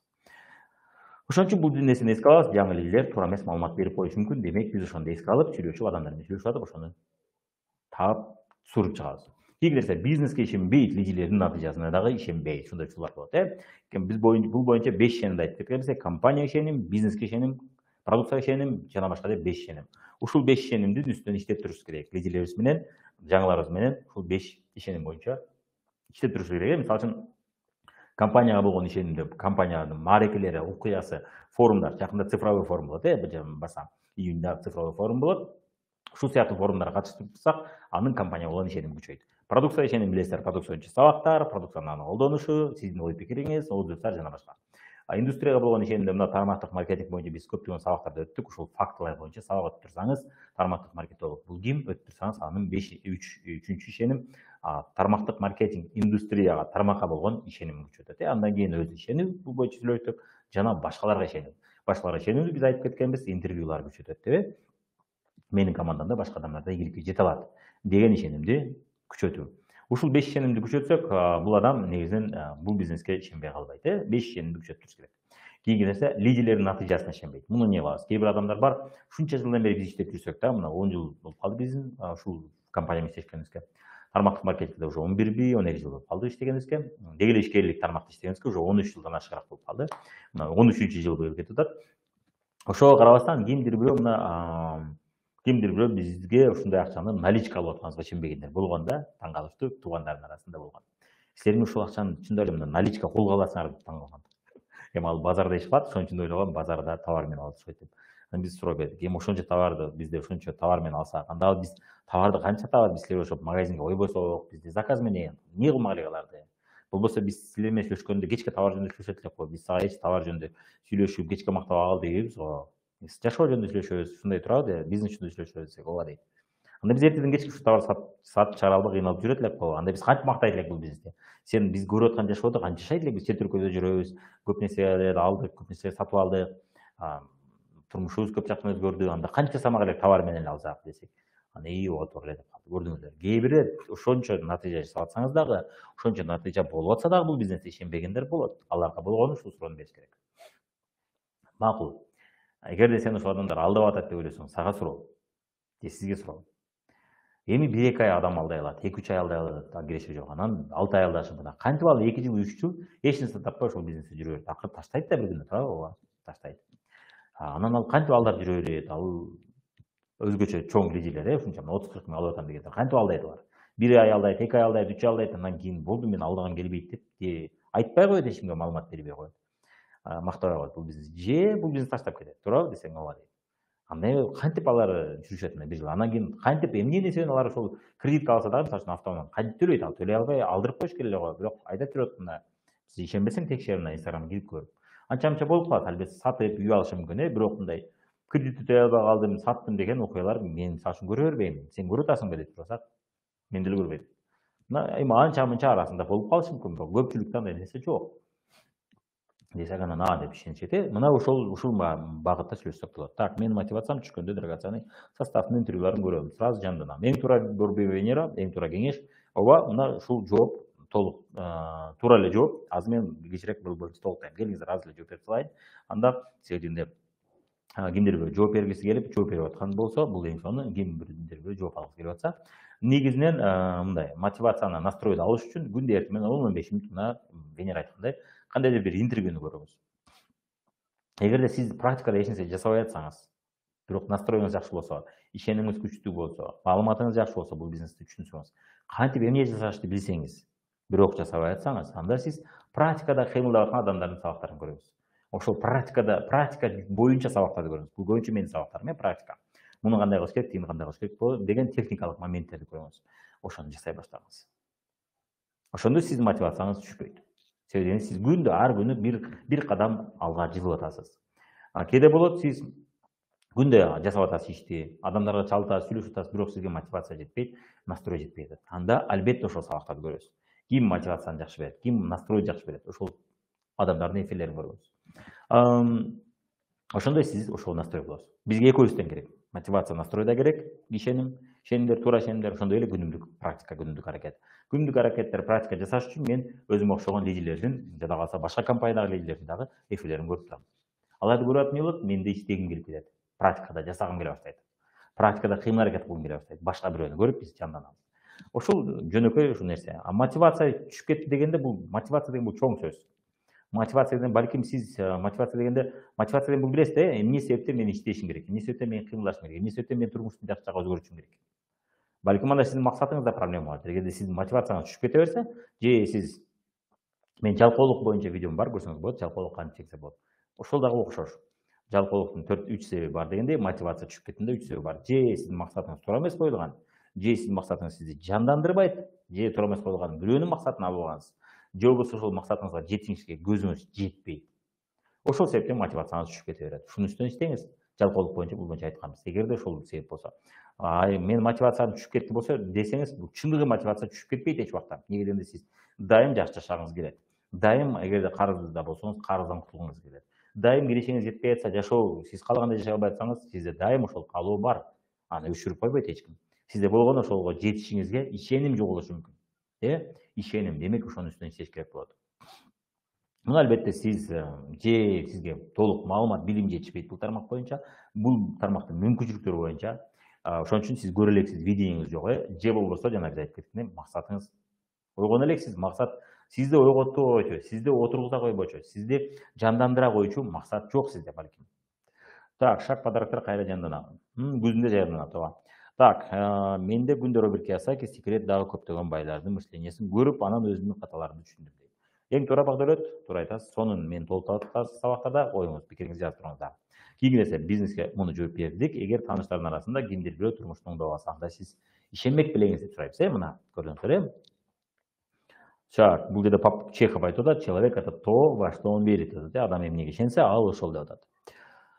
Так, кийинки нерсе, өзүн тапкан жок, өзүн толук ача албады. Ушулчулар болот, өзүн таба албады. Бул тармакта болуп калат анча-мынча, кээде чындап эле өзүн таппаган болот. Бирок көпчүлүк учурда бул ушул өзүн таппаган, бул жасагысы келбейт, же жасашты үйрөнө элек, же практикада иштегиси келбейт. Ал болгону бай жашагысы келет. Бирок ал үчүн болгону өзү каалагандай мечтасында жашагысы келет. Бирок ошого акы төлөөгө, ошого мээнет кылууга даяр эмес. Эмне? Кичинесинен ага мээнет кылышты үйрөткөн эмес жаш кезинен. Ал эркеликте өскөн, ата энеси баарын алып берип даяр кылып койгон. Эмне кылабыз? Албетте бул жөнүндө бул темада сүйлөшөбүз. Сен ушундай болбоду беле? Сен өзүң таппаган көбүнчө ушундай болуп калат. Балким сен ошол ушундай максат, эми сүйлөшөбүз да. Сүйлөшүп атып билесиз. Эгер чындап максаты бар болсо, чындап ал жанып атса, бирок кыймыл-аракетке келгенде эле, ишке келгенде эле токтоп кала берсе, анда проблема эмнеде? Анда проблема ошол анын ой жүгүртүүсүндө. Кичинесинен аны эрке тарбиялап, ал ошол иштегенге даяр эмес. Өзгөчө долгосрочный иштегенге даяр эмес. Бул боюнча сүйлөшөбүз. Бул боюнча сонун бир окумуштуулардын изилдөөсү бар, уксаңыз керек, көрсөңүз керек. Зефирди эме кылат, зефирди мына сага бир зефир, эгер ушуну жебей турсаң, азыр 15 мүнөт, сага экинчи зефирди беребиз дейт. Ошону чыдап койгондорду кийин изилдеп көрсө бай жашап калышат. Бирок көпчүлүк ошону чыдабай жеп коюшат да, экинчи зефир албай калышат. Ошон үчүн эмне, жаш кезибизден ошол нерсени өнүктүрбөсөк, бизде келечегибиз анча болбой калат. Эми жаш кезинде ошол нерсени ата энең өнүктүрбөсө, алар билген эмес да, алар атайын өнүктүрбөй койгон эмес. Бул боюнча аларга эч ким үйрөткөн эмес, алар да ошон үчүн үйрөткөн эмес. Демек, адашкан да. Эми эмне кылабыз? Албетте ата энени күнөөлөп отургандан эч кандай пайда жок.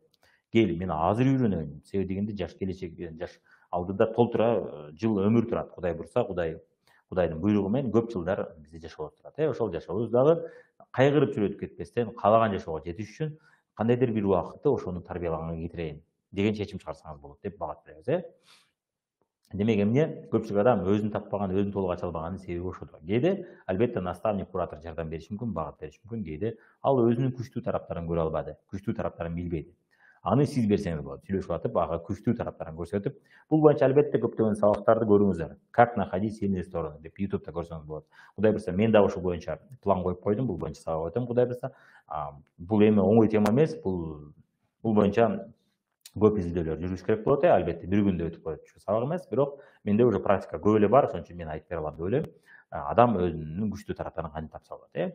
Ушул боюнча Кудай бурса сабак өтөбүз. Муну да көрүңүздөр, ушул сыяктуу сабактарды. Бирөөлөргө өзүнүн күчтүү тарабын көрсөтпесеңиз, ал адам өзүнө көбүрөөк ишенет, батыраак кыймылдайт.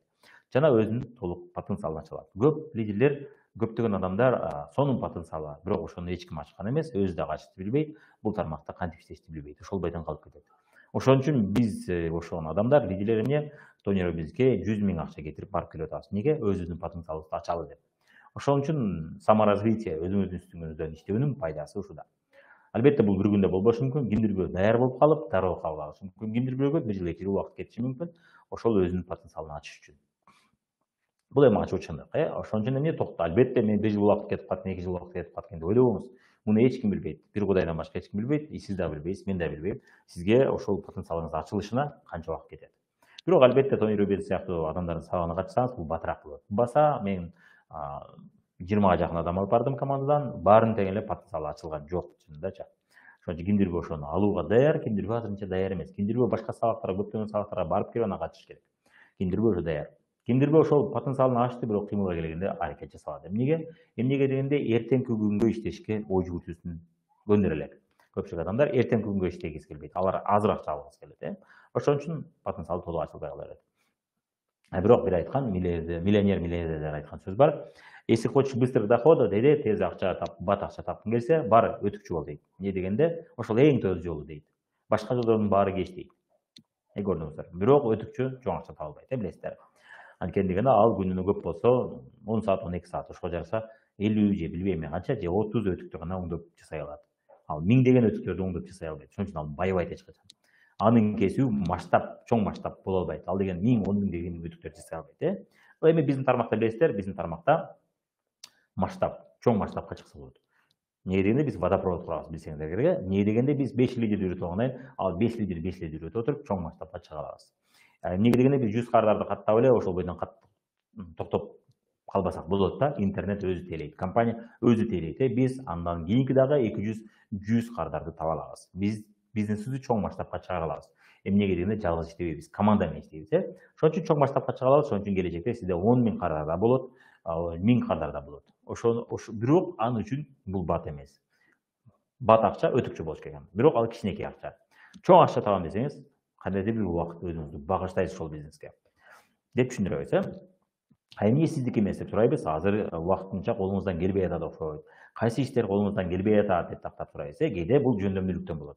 1-2 жөндөмдүүлүктү өстүрө албай атат, андан кийин такалып калды. Меники эмес окшойт, мен кыла албайт окшойм, колуман келбейт окшойт деп такалып калды. Ага түшүндүрөбүз. Бул жөндөмдүүлүктөрдүн бири. Бул ошондо сиз жөндөмдүүлүктөрдү мен кылгандарды көбүн үйрөнүп аласыз. Мен сизге ошол боюнча багыт берейин деп багыт берип түшүндүрүп үйрөтүп алабыз десе, кээде бул жөндөмдүүлүктүн өнүктүргөндөн болот. Ошон үчүн ал өзүн ача албады, өзүн колдоно албады, өзүнүн потенциалын көрө албады. Албетте мен өзүм ишенбейм сабактагы практикаларды колдоносуз. Бул конкреттүү бир ситуацияга карата колдоносуз. Мен ар бир ситуацияны карап отурсак, убактыбыз жетпейт. Уже 1 саат болуп калыптыр, кийинкиге өттүк. Бул боюнча албетте менин практика жүзүндө жаздырган сабактарым бар, билесиздер, Ошол сабактарды көрүп отуруп, сиздер дагы түшүнүп каласыздар. Мен ошол ишти дайым жасайм, адамдар менен иштейм, ошону видеого тартам.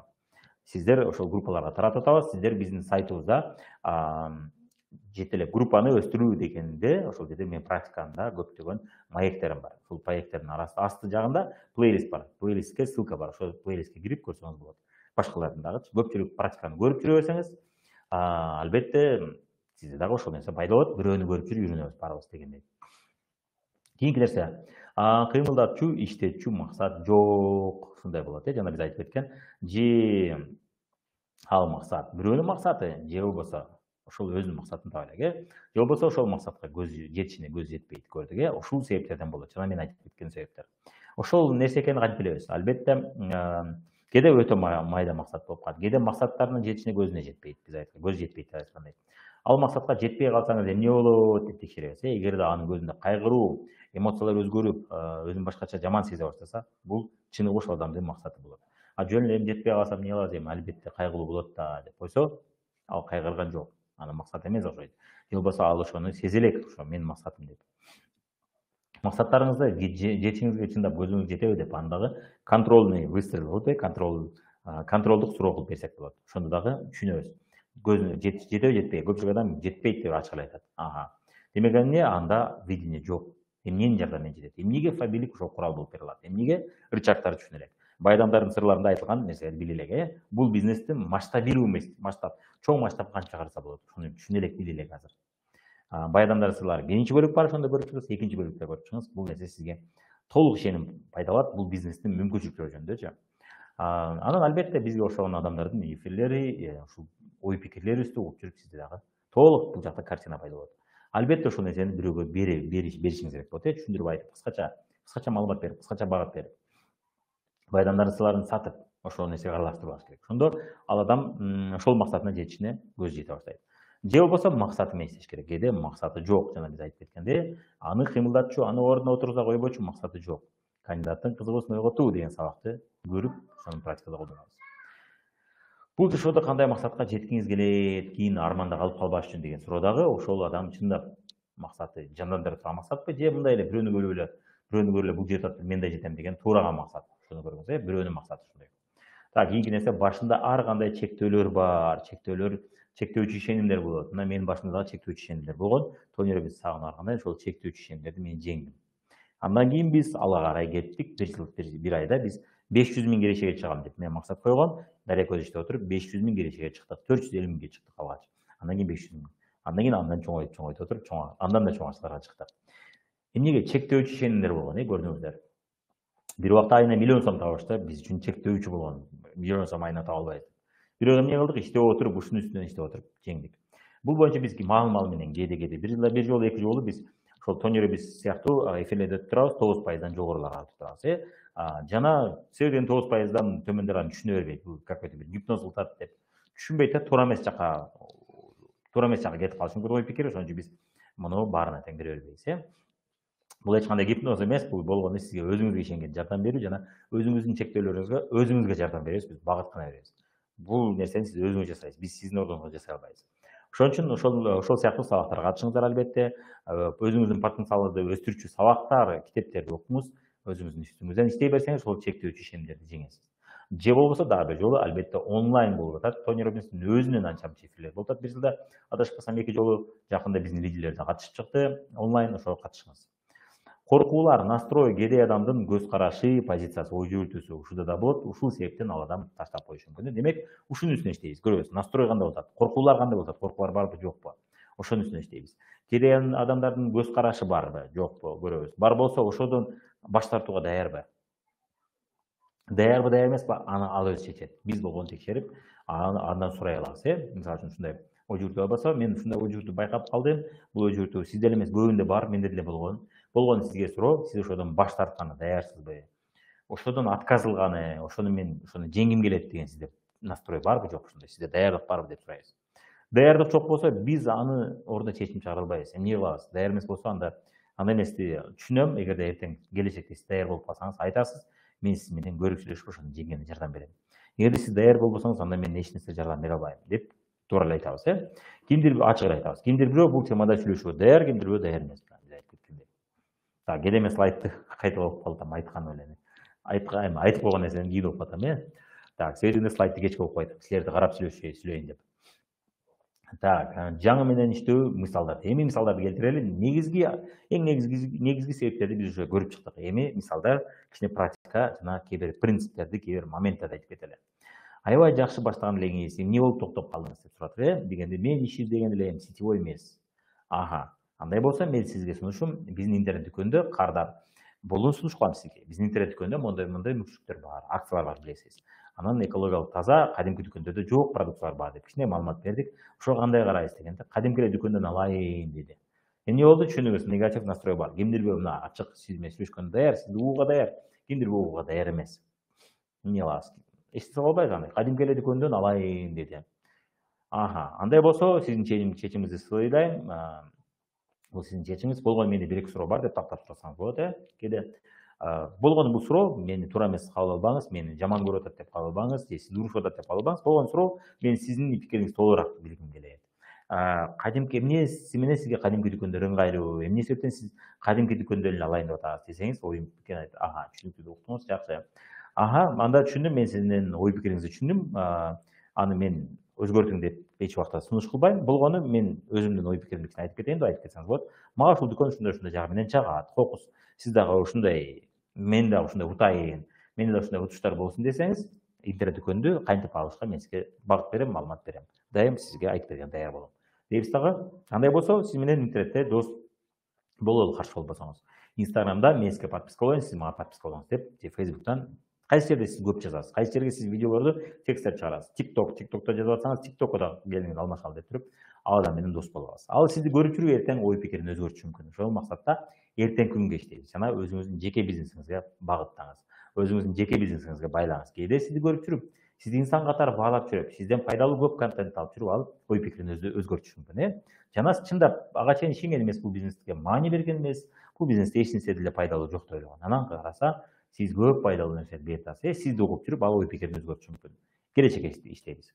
Бул жерде эки нерсени эске алалы. Настойчивость бизге керек, бирок навязчивый болбош керек. Навязчивость бул бизнести өлтүрөт, адамдарды бизден качырып, биздин бизнеске тоскоол келтирет.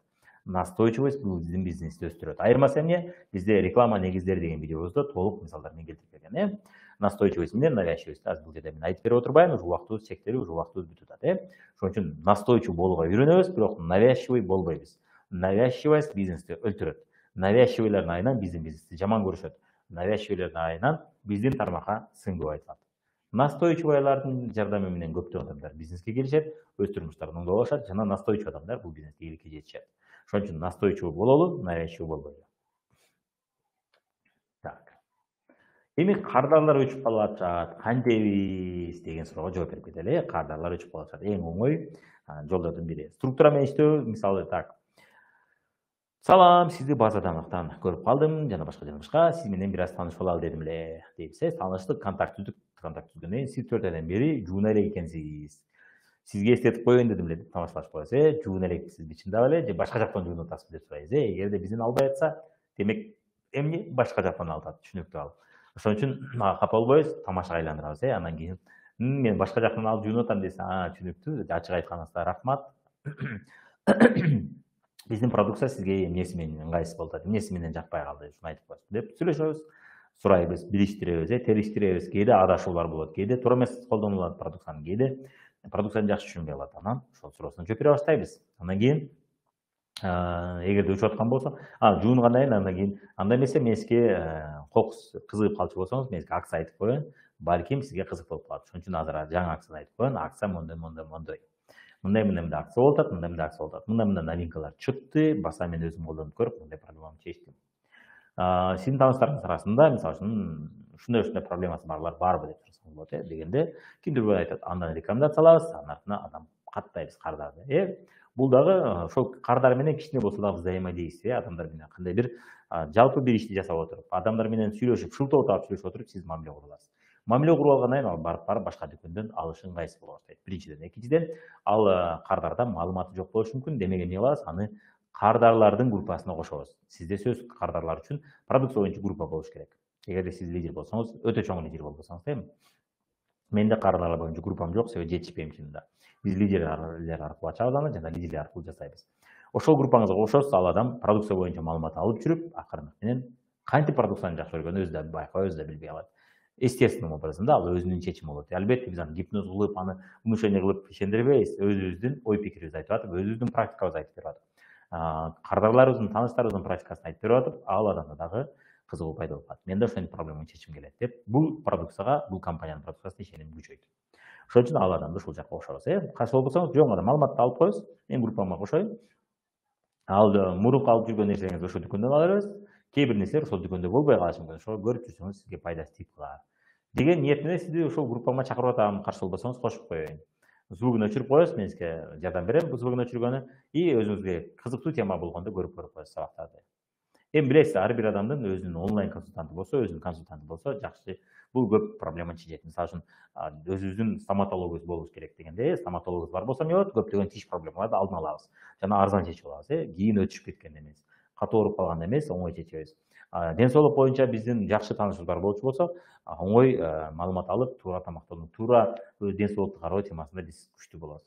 Ошондой болбош үчүн сизде дагы мындай ошондой жеке консультантыңыз болом мен, же биз Айгүл менен биргеликте сизге жеке консультант болобуз. Анын үчүн группага кошулуп койсоңуз, сиз ушул консультация алып турасыз акысыз бизден деп, аны группабызга кошобуз.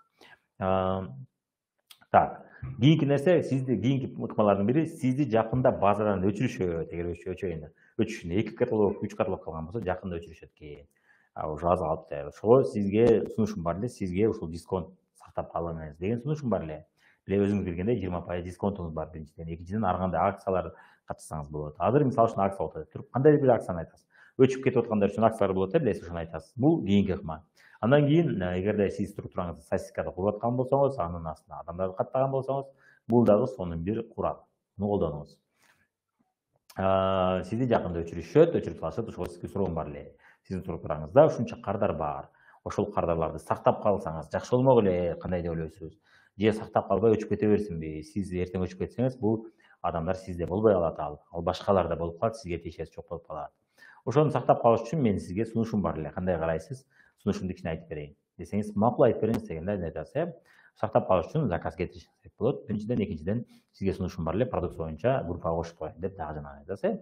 Ошол моменттен пайдаланып аны группага кошуп алыңыз.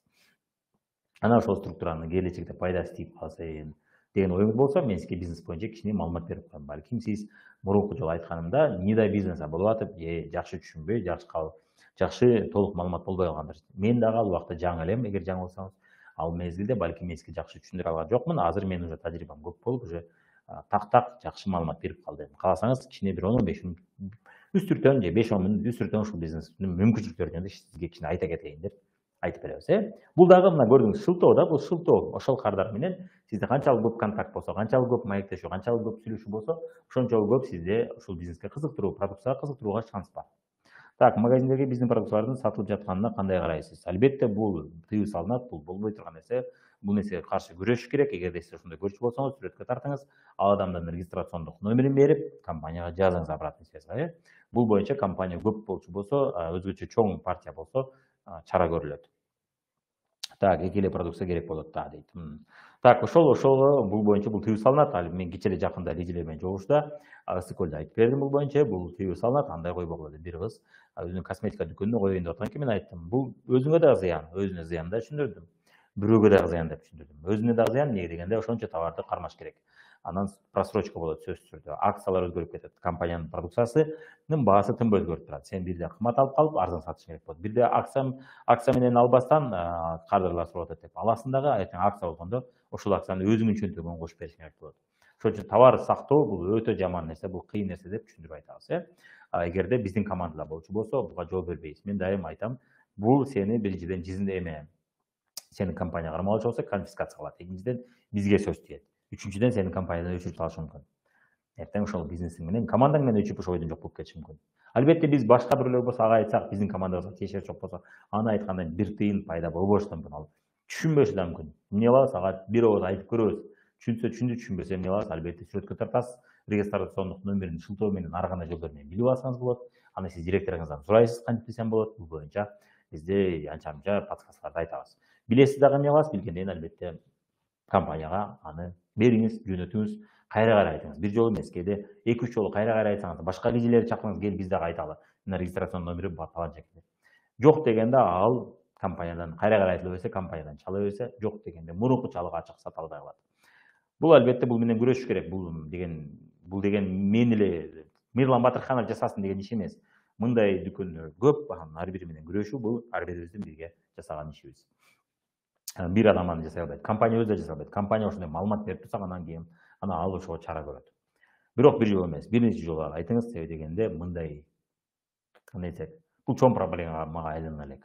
Чоң проблемага айланганда анан киреше баштайт билсеңиздер керек, көпчүлүк жетекчилер, лидерлер. Анткени башында толтура иштер бар. Кечке эле дүкөндөр сатып албай атабы деген маселе менен жүрбөйт алар. Алардын башында толтура иштер бар. Ошон үчүн кайра настойчив болсок, жанагы эле айткан нерсе, жашоодо, турмушта настойчив адамдар утат. Ошон үчүн настойчив болуңуз. Сиздин регионуңузда ошол проблема болчу болсо, настойчив болуңуз. Кайра башка адамдар да келгиле коштугула ушул нерсени жасайлы деп, уюшумдуу болуп жасасаңыз, ошол дүкөнгө коюп саткандар акырында менен жок болуп кетет. Бирок аны менен күрөшүш керек. Аны менен Мирлан Батырханов жалгыз Кыргызстан боюнча деңгээлде күрөшпөйт. Аны биргеликте жеңебиз. Кийинки нерсе, өчкөнгө чейин алдын ала айтабыз.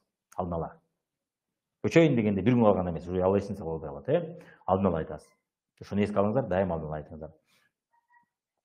Албетте продукцияны дүкөнгө койдурбаңыз, конституцияга койдурбаңыз, айтыңыз, сизге тиешеси суроо койдурбаңыз. Мага тиешелүү адамдарды мен дайым айтам.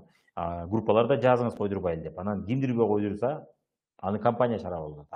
Сиздер менен биз компанияга маалымат беребиз. Аны эч ким компанияга коюгула деп аткан жок. Мен коюгула деп агитация кылып аткан жокмун.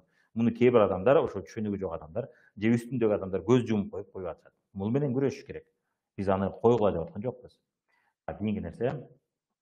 Бирок мен аларга түшүндүрүп айтканда, мен коеюн деп атам десе, мен кечээ эле көлдө айтты. Албетте сен койсоң бул авторитет. Кимдирбөө, эмнегедир коом ушундай дүкөнгө койсо бул жакшы товар экен деп ойлошот. Бирок антип койгондор көбөйүп кетти. Ошон үчүн бул уже авторитет эмес деп түшүндүрдүм. Бизге албетте сен койсоң реклама, продукция көбүрөөк өтүшү мүмкүн. Бирок интернет аркылуу көп өтөт деп түшүндүрүп айттым. То есть туура түшүндүрүш керек да. Бирок компаниянын эрежеси ушундай, анткени сен бирөөгө зыян келтирип атасың. Биринчиден. Экинчиден сенде просрочка товары болбойт. Бул өзүңө зыян. Үчүнчүдөн сен жана ушундай айттым, сен акция жокто алып алып, эртең акция менен өзүңүн чөнтөгүңө кошуп бересиң. Бул сага зыян деп түшүндүрүп айттык. Ушинтип түшүндүрүү иштерин жасаш керек, эгерде бизге тиешелүү адамдар коем деп атса. Анан албетте видео тартыңыздар. Бул менен күрөшүш керек. Бул менен бир Мирлан Батырханов өзү киришип күрөшө албайт ал. Бул көпчүлүк менен күрөшөт, чече турган нерсе. Анткени дегенде будан башка толтура маселелерди чечиш керек. Так, эгер жооп бербесе, убактылуу бизнесте убактысы жок. Муну түшүнөбүз, сүйлөшүүгө алып чыгыңыз. Албетте ачык сүйлөшүүгө алып чыкканга аракет кылыңыз. Бул адам менен сүйлөшүңүз, контакт түзүңүз. Анан ачык эле сүйлөшөлү сиз менен, каршы болбосоңуз. Эмнеге дегенде, кээде болот ушундай адамдар туура эмес маалыматтан болуп калат. Кээде биз айткан маалыматты биз жакшы түшүндүрө албай, башкача түшүнүп калган учурлар болот. Ошон үчүн ачык сүйлөшөлү. Сиз эмне себептен бул жерде токтоп калдыңыз? Бул жерде заказ кылбай калдыңыз? Мен дагы ачык билсем, балким ошол нерсени өзгөртө алаттырмын. Кээ бир нерселерди биз туура эмес айтып койгон болобуз. Ошону мен өзгөртө алаттырмын, мага ачык эле айтыңыз деп, ачык сөзгө жооп бериңиз. Бирок ошондо ачылбаса, жооп бербесе, анда түшүнүңүз. Убактылуу не до этого бизнеса болуп калат. Кээде бул бизнес эмес, башка толтура иштер бар башында. Ооруп атат, баласы ооруп атат, кандай бир өтө маанилүү суроолор болуп атат. Мисалы үчүн мен буга чейин 2 айга созулуп кетти бул ремонт. Ушул ремонт менен болуп аттым. Бир уста жоголуп кетет, бул иштебей калат, бүгүн да акчаны алып алып, жок уста. Бүтүрө турган бир күндүк иш калды эле. Ошол маселе болот. Ошол нида бизнеса болгон учурлар болуп калат кээде. Ошондой болуп калышы мүмкүн, анда түшүнөбүз. Сиз менин түшүнүшүмчө азыр сизде көп башка иштер бар окшойт, маанилүү. Бул темада сүйлөшүүгө даяр эмес окшойбуз. Эгерде каршы болбосоңуз, сиз менен башка күнгө сүйлөшүп алалы. Кайсы күндөрү сизге ыңгайлуу болот деп эмне кылабыз? Башка убакытка сүйлөшөбүз. Кийинки нерсе, ишеним жок, коркот. Сизге ишенбейт, бизнеске ишенбейт, бул тармакка ишенбейт, коркушу мүмкүн, сизди алдап коет деп ойлошу мүмкүн. Сизге ишеним жок. Эмне кылабыз? Албетте брендке багыттайбыз. Кантип багыттайбыз? Сиз менен сүйлөшүпкөнгө аракет кылабыз, бирок азырынча толук айтпай атат окшойбуз, мага кичине ишенбей атат окшойбуз. Ошого менин сизге сунушум бар, келиңиз бири-бириз менен достошолу, бири-бирибизди көрүп билели. Мен эми сизди туура түшүнөм, сиз мени тааныбайсыз, илгертен сырттан көрүп жүргөн эмессиз. Ошон үчүн мага ишенбешиңиз мүмкүн. Ошон үчүн менде сизге сунушум бар. Келиңиз, Инстаграмда мен сизге катталайын, сиз мага катталыңыз. Мени бир сырттан карап жүрүңүз. Мен да сиз менен кичине достошуп алайлы. Эми достошмоюнча бизнес боло бербейт, билесиз, ишеним боло бербейт деп айтабыз. Кийинки нерсе, даярлар менен иштейбиз. Албетте кимдирбөө. Даяр ачылганы, кимдирбөө каалайт сиз менен иштешкени, кимдирбөө ушул компания, ушул бизнес иштегиси келет. Кимдирбөө азырынча даяр эмес. Же компанияга ишенбейт, же тармакка ишенбейт, бул тармакка, же сизге ишенбейт, жана башка. Эмне кылабыз? Даярлар менен иштей беребиз, даяр эместерди акырындык менен даярдай беребиз келечекке. Жакшы мамиледе коштошобуз. Албетте эсиңизде болсун, кимдирбөө сизге тарс эрешти катуу жаап кетиши мүмкүн. Бирок сиз жакшы сүйлөп койсоңуз, эртең ал эмне кылат? Сизди сыйлап калат, сизди башкача көрүп калат. Сиз андан жогору турганыңыз билинет дагычы, албетте адамдар өзүнөн жогору турган адамдарга умтулат. Сиз ошонуңуз менен жогору турганды көрсөтөсүз. Албетте мен сенден жогору турам дебейсиз, сиз кыймыл аракетиңиз менен. Анан ошол адам келечекте сизге кайрылып келет. Ошон үчүн эмне? Жакшы мамиледе коштошконго аракет кылабыз дайым. Кээде болот, эми идеалдуу эмеспиз, кээде урушуп калабыз болот. Ошол мезгилде деле мен кийин мисалы үчүн голосовой сүйлөп койсоңуз болот. Ошол мезгилде экөөбүз урушуп калдык, эми билесиз, экөөбүз тең, мен да пенде, сиз да пенде адамбыз, эми адашабыз, мен ушунда адашып калдым окшойт. Мен сизди капа кылып койгон болсом, туура эмес айтып койгон болсом, кечирим сурайм, мен дагы адашкан болушум мүмкүн. Ошого сиз менен дос болуп калалы деп айтып койсоңуз, бул баары бир сиз ал адамдан бир тепкич жогору турган болосуз. Эртең келечекте сизге оңой кайрылышы мүмкүн. Бар эмес, бирок көбүрөөк сизде шанс көбөйөт. Ошон үчүн жакшы мамиледе коштошобуз. Урушкан учурда дагы, Кийинки нерсе, кандай варианттар бар? Ал адамда кандай варианттар бар сурасак болот, Азыр сиз ушул бизнести ачып атасыз, же ушул бизнести токтотуп кое атасыз. Сизде кандай варианттар бар? Болгону мага жөн эле айтып коюңуз, мен сизде албетте ал вариант жаман деп сиздин оюңузду өзгөртүп отурбайм. Сиздин оюңузда болгонун билгим келет. Деп анан варианттарды сурайбыз. Сурагандан кийин жакшы. Ал ошол варианттардын перспективасы кандай деп ойлойбуз. Перспективасы жакшыбы же ал убактылуу чечим болобу сизге? Ал убактылуу вариант болуп атабы десеңиз, анан сүйлөшөт. Сүйлөшкөндөн кийин ал өзү деле сизге айтып, сиз убактылуу вариант экен дебесеңиз деле өзү көбүнчө бул убактылуу вариант деп айтат. Түшүнүктүү. Анда сиз убактылуу эмес варианттарды жасап кетсеңиз кандай болот? Кошо убактылуу вариантты деле жасаш керек, себеби сиз күнүмдүк проблемаңызды чечиш керек, күнүмдүк акча табышыңыз керек болуп атат. Ачка калып жүрө бербейсиз бул бизнести кургуча. Бардык эле бизнесте кургуча бир убакыт кетет. Ошол мезгилде кандай бир киреше табып турчу бир булак болсо жакшы болот. Ошон үчүн сизге убактылуу варианттар деле керек, мен ага кошулам. Эми сиз келечекте перспективасы бар варианттарды карашсаңыз кандай болот? Мисалы үчүн биздин бизнесте кандай перспективасы бар экенине ишенесизби, ишенбейсизби деп сүйлөшөбүз. Анан ал сүйлөшүү ошол теманы ачып алдыңыз, ачып алгандан кийин сиз перспективасы жөнүндө сүйлөшүп айтып бере баштайсыз. Мына менин билишимче бул бизнесте мындай перспективалар бар. Биздин тармакта мындай болот деп дагы перспективасын сатасыз. Эсиңизде болсо, биз бул бизнести дайым сатабыз. Катталып иштеп жүрүп таштап койгон эле жерге да сатабыз. Эмнеге дегенде ал дагы деле толук маалыматы жок, толук виденияси жок болот. Анткени бизнес деген бул өзү оңой тема эмес да, бул кыйыныраак тема. Ошон үчүн эмне дагы деле акырындык менен сөздү баштап перспективасын сатабыз.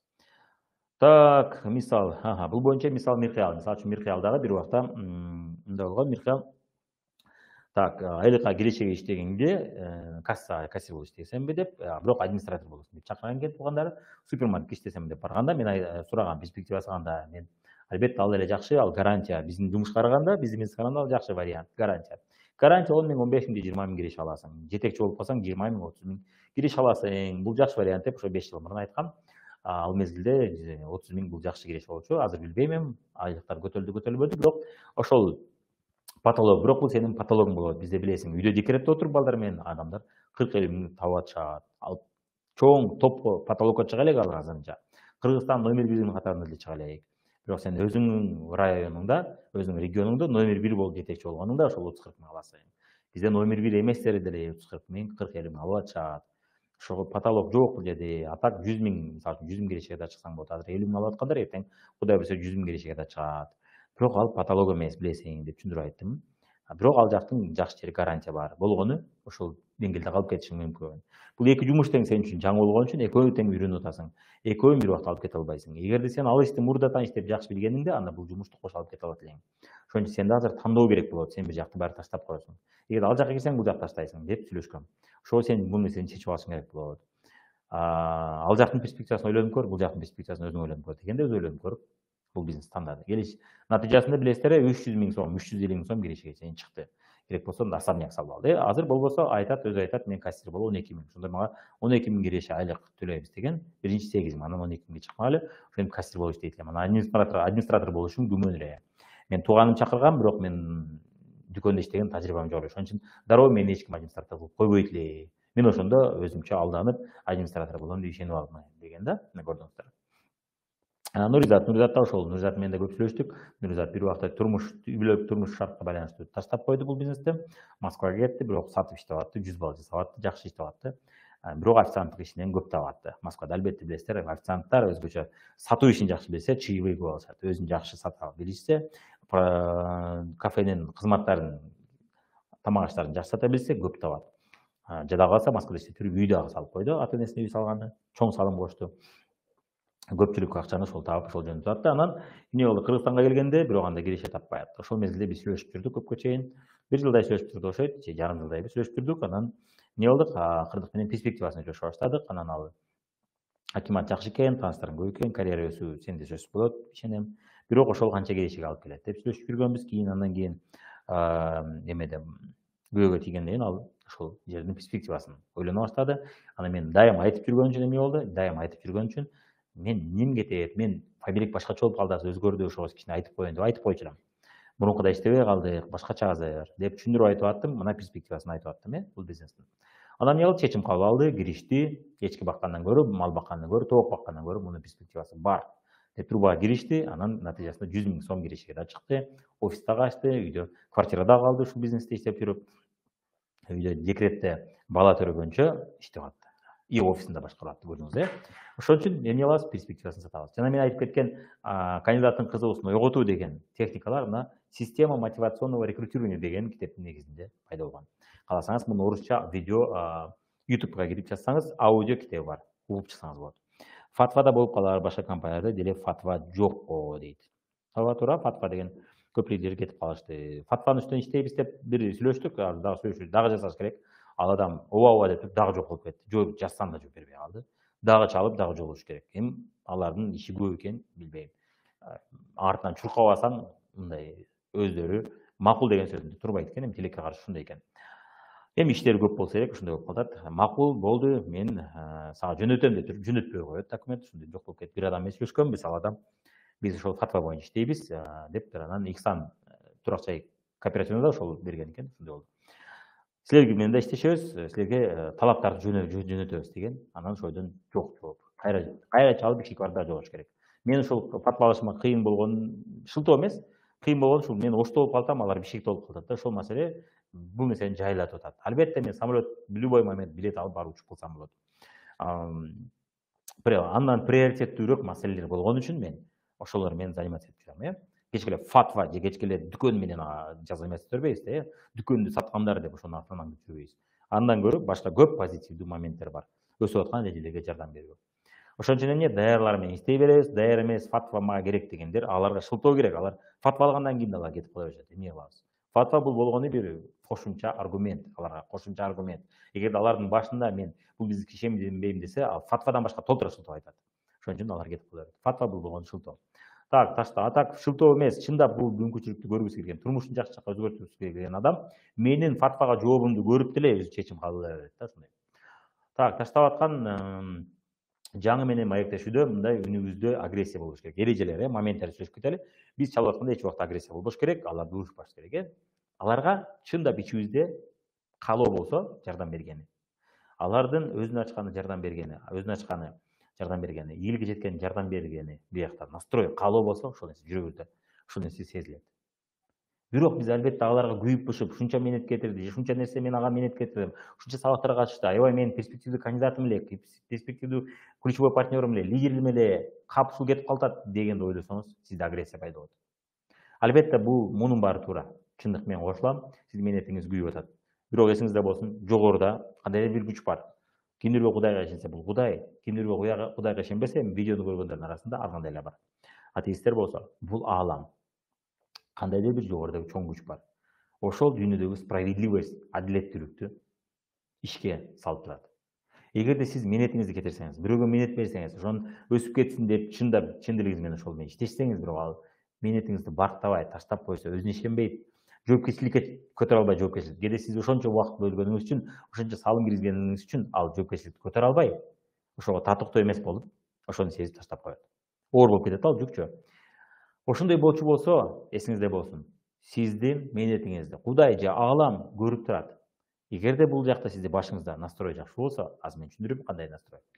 Жакшы болсо, сизге дайым даяр лидер келет. Ошол сыяктуу бирөө өстүрүп койгон, же турмуш өстүрүп койгон, же Кудай багыт берип отуруп өстүрүп койгон, ошол лидериңизге окшоп, көп жагынан окшоп кеткен лидер келет. Окшоп кеткенде сырткы келбет эмес, характер эмес, бул бизнеске даярдыгы, жашоого, турмушка даярдыгы, ой жүгүртүүсүнүн, жоопкерчилик ала билишинин даярдыгы, ошол сыяктуу адам келет сизге. Муну көп көрдүм мен, бул боюнча практикада аябай көп көрдүм. Болгону бир шарт болуш керек. Сизде бул дүйнөгө претензия болбош керек. Бул дүйнөнү сындабашыңыз керек. Бул дүйнөнү кандай болсун деп кабыл алышыңыз керек. Бул дүйнөдө биз конокпуз. Бул жашоону, бул дүйнөнү биз сындабашыбыз керек. Кандай болсо ошондой кабыл алабыз жана ишенебиз. Кудай буйруса, же аалам Кудай буйруса, же Аллам буйруса, Аллам буйруса, сөзсүз биздин менетибизге жөн койбойт. Биздин менетибизге сөзсүз түрдө натыйжа берет. Үзүрүн көрөбүз деп ишенип коюу. Бербей атат го, ушундай деп айтты эле го Мирлан Батырханов, болбой атат го андай. Кана Кудай магандай бербей атат, же Аллам бербей атат десек болду. Бул эреже иштебейт. Көрдүңүз, ошон үчүн ушул шарт менен. Ошон үчүн агрессиясы жок сүйлөшөбүз, чындап жардам бергибиз келген ниет менен. Жана бир аз нейтралдуу. Нейтралдуу мамиле деген макул, кетсең да бул сенин чечимиң, калсаң да бул сенин чечимиң. Бирок мен сага бир жолу шанс берип көрөйүн. Бирок мен дагы бир аракет кылып көрөйүн. Сени ушул бизнесте кармап калууга, сенин командаңда кармап калууга деген нейтралдуу мамиле менен сүйлөшөбүз алар менен. Өзүңүзгө ишенген үн менен сүйлөшөбүз, өзүңүзгө ишенген, бул кандайча картырап титиреп, эгерде сизде ошондой толкундануу болсо, ошол толкунданууну алгач жеңиңиз. Толкундануу, мисалы үчүн, мен ушунча менет кетирдим, жалко кетип атат деп ыйлагыңыз келет. Кайгырасыз. Ошол нерсени алгач жеңип алыңыз, анан кийин чалыңыз. Кантип жеңесиз? Жанагы мен айткан нерсени өзүңүзгө эстетиңиз. Кудай көрүп турат менин менетим. Ошонун ордуна башка бирөө келет. Ошол адам кийин керек болсо менин командамда мурдараак эле келип иштебегенине аттиң кылат. Кудай буйруса, Кудайдын колдоосу менен мындай ийгиликтерди жаратам деп өзүңүздү успокоить этиңиз. Мен да ошентем. Өзүмдүн лидерлеримди башка командадан көргөндө, мен убактылуу бул бизнестен кетип башка бизнес менен жүргөм. Кайра келгенде, биринчиден аларды түшүндүм. Алар деле нан тапкысы келет, алар деле иштеп акча тапкысы келет. Алар мени күтүп жүргөнү даяр эмес. Эмнеге алар күтүп жүрүш керек? Алар милдеттүү эмес. Алардын бир чети мен деле балким алардын ордунда болсом ошентмекмин.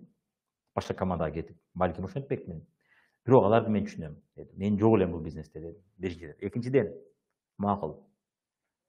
Эми ошол элдер келечекте мен ушунчалык чоң ийгилик жаратышым керек. Ушунчалык чоң ийгиликтер жаратып, ушунчалык көп адамдардын турмушун өзгөртүшүм керек. Ал адам жалко ошондой кетип калган экен. Кичине чыдап койгондо мен да ошондой болот элем деген ойго келтире турган деңгээлде өсөйүн. То есть ал өспөй калсын, анан ушинтип жилет этсин эмес. Жок, мен ушунчалык сонун өсөйүн, бул менин колумда да. Ал өспөй калышы ал менин колумда. Андан пайда деле жок, ал өспөй калса мага кандай пайда? Өссө деле кандай пайда? Ал өзүнө пайда. Бирок менин өсүшүм мага пайда.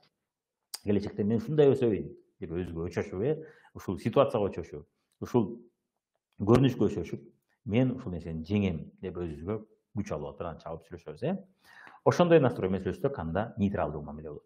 Кетип аткандар үчүн ачык эшик калтырабыз, Алар эртең кайра келиши мүмкүн. Ошон үчүн агрессивдүү сүйлөшпөйбүз.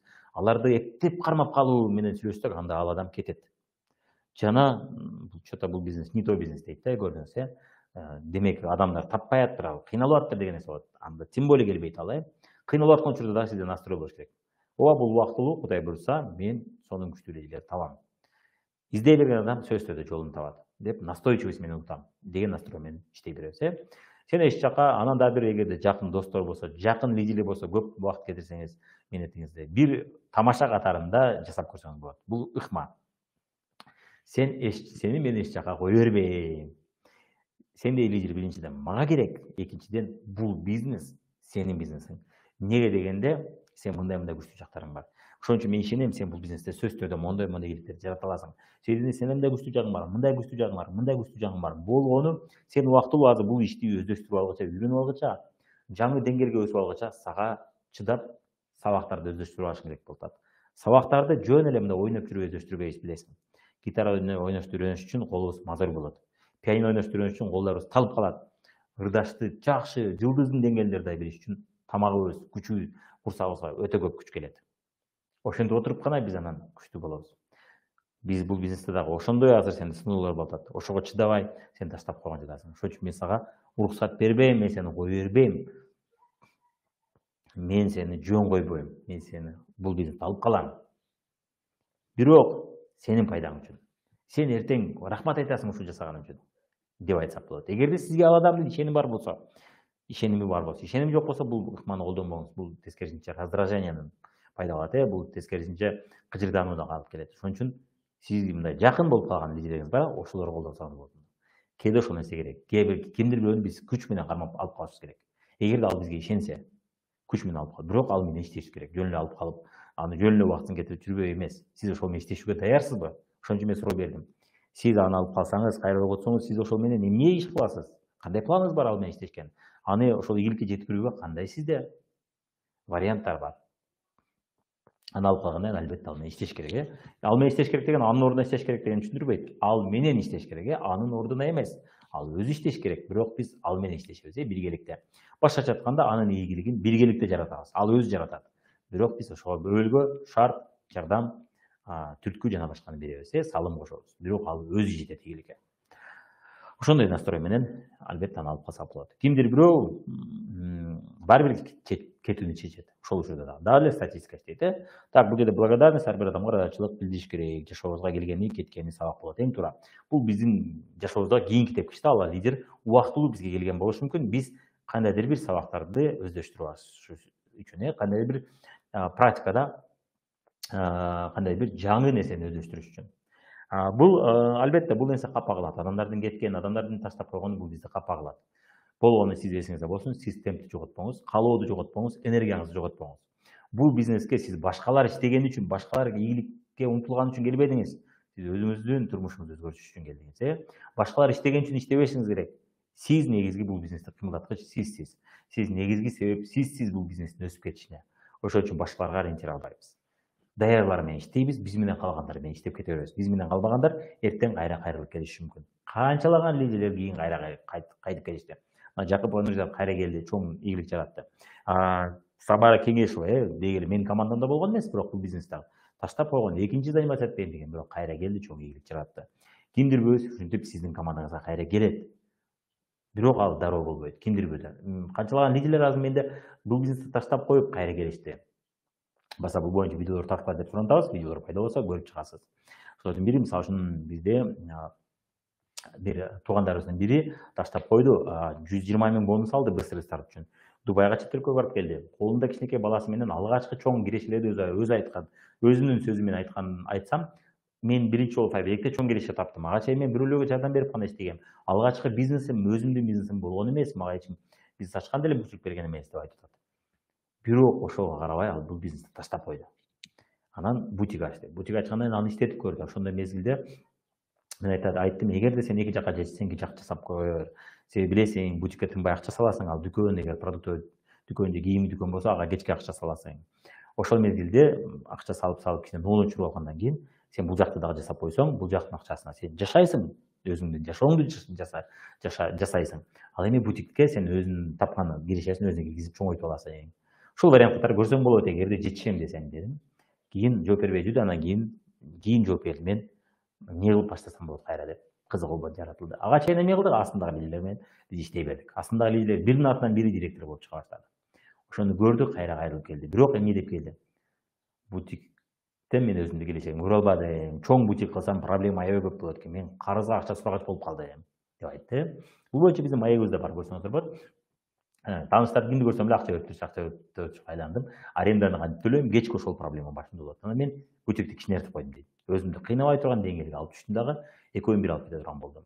Ага чейин мен Тося Маматованда мисалын келтиргем, мына магазин дүкөнү да бар, косметика дүкөнү да бар, дистрибуциясы да бар, экинчи бизнеси, үчүнчү бизнеси Фабилек. Үчөөнү алып кетет. Плюс сендей үй бүлөсү бар. Бирок сага караганда 4 баласы бар, кайненеси менен бирге жашайт. Ошончо забота. Ал өзүнчө жашайт. Мен айттым, сенде кайнене деген забота жок, сенде балаң, үй бүлөң, ушул эки забота. Анан эки бизнес. Сен деле жетишсең болот. Сен ооба, шылтоо издесең, бирок шылтоо таба берет. Сен туура айтасыз, шылтоо издеген шылтоо таба берет. Мен да ошентип шылтоо таап аттым. Кой, мындан кийин антпейин. Мен эркелик кылып коюп аттым бул бизнеске деп. Ачык эле айттым, биз ачык эле сүйлөшөбүз. Сен эркелик кылып койдуң. Сен ошол убакта жаш кезинде сен көп нерсе, сен эң кичи кыз болгон үчүн сага көп шартты жасап берип коюшкан. Сен көп кыйналган эмессиң. Ошон үчүн алгачкы кыйынчылыктарга чыдабай таштап койдуң. Ошону сен жеңсең болот деп сүйлөштүк. Анан мен жеңүүгө даярмын деди. Ошол сыноодо басып өткөнгө даярмын деп кайра бул бизнеске кайрылып, кайра иштеп атат азыр. Канчалык адилдер? Мына жана айттым, Азимкул бар болот эле, мына таштап койду. 50 балдын айынан кайра киришти, натыйжа жаратты.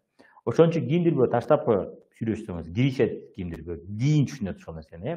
Ошон окуялар көп. Кечээ жакында Швейцария иштетип көргөн лидерибиз кайра келди. Астынан 2 директор өсүп чыккан.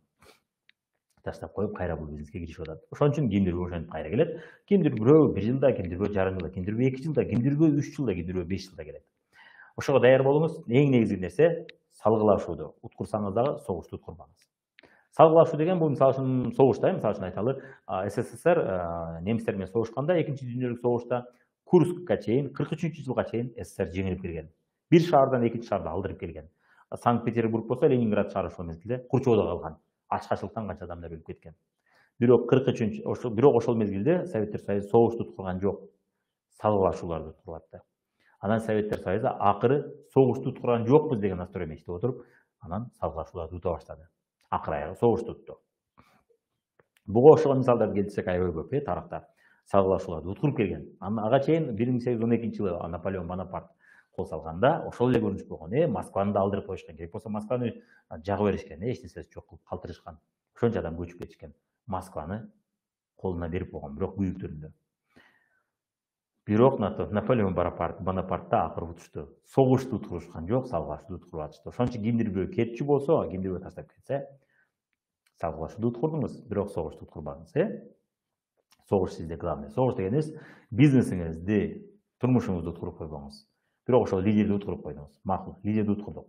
Бизден да азыр бир лидерибиз астынан директор чыккан, ал серебряный директорду ачкан, бирок обороттору соодасы түшүп, башка компанияга кетти. Бирок биз билебиз, салгылашууду уткурдук. Бирок согушту биз утабыз. Деп ал адам менен жакшы мамиле кыла беребиз. Кудай буйрса билебиз, ал адам кайра келиши мүмкүн. Ошондой мүмкүнчүлүк бар. Кимдир бирөө ошону жоготобуз. Ошого карабастан даярлар азыр иштеп аткандар менен иштеп кете беребиз. Эң негизгиси сиз таштап койбосоңуз ал кайра келет. Эгер ал тандаган жол көрсө да, ал тандаган жол андай эмес экен, бул тандаган жол сонун экен. Ошону түшүнсө кайра келет, Бирок сиз таштабашыңыз керек. Таштап койсоңуз анда сизге келбейт, башка келет. Бул жерде дзот принциби, мен азыр муну айтсам көбүйүп кетет. Дзот принциби мен лидерлерди окутуу дегенде көбүрөөк айтып бергем, ошол жактан көрүп аласыздар. Кыскача айтканда, жанагы салгылашууда утулбайбыз, согушту утабыз дегендин кошумча бул жерде көптөгөн мисалдар менен. Мен бул боюнча маанилүү моменттерди айтып кетейин. Мен тармактык маркетинг MLM тармагына 6 жолу таштап 6 жолу кайра келгем. 6 жолу кайра келдим. Натыйжасында биз ойлогон жашоого жеттик и миллионер болдук. Бирок 6 жолу ташташым керек болгон экен. Ошон үчүн кимдир бирөө жаңылардан кимдир бирөө таштап койчу болсо, бул таштап койду эми келбейт дебейбиз. Сүйлөшүп, мамиледе болуп жүрө беребиз. Жакшы мамиледе болуп жүрө беребиз, жаңылыктарды айтып кете беребиз. Бирок бир катан жасабаңыздар, кээде мен башка компаниядан кеткенимде ошол жакта лидерлерим айтат эле, может кайра кайрылаттырсың дейт эле да ошол компанияга. Кайра кайрылаттырсың дебеңиз. Анын ордуна кандай болуп атат, бизнес кандай болуп атат деп сурашып гана коебуз. Жакшы. Кокс эгерде бул бизнести, бул компанияны туура көрсөң, мен дайым сени чечкенге даярмын деп коебуз. А так чечим өзүндө, албетте. Дегеде болсо сурап койсок болот. Мына азыр биз ушул бизнес жасап жүрөбүз, ийгиликтерибизди көрүп атасың, бирок сага суроо, эмне үчүн сен кайра бул бизнеске келбейсиң, эмне үчүн кызыгып көрбөйсүң, ошол себебин айтып койбойсуңбу? Мен ачык эле, мен да билип коеюн десек, ал оюн айтат. Айткандан кийин, түшүндүм. Болду, рахмат. Оюңду мен түшүндүм, пикирдим.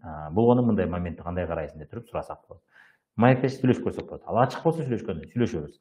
Жабык болсо, жок, бул мен ушундай чечим чыгардым десе, анда түшүндүм, болду. Ата келечекке имею в виду, эртең келем деп калсаң, мен дайым сени иштешүүгө даярмын.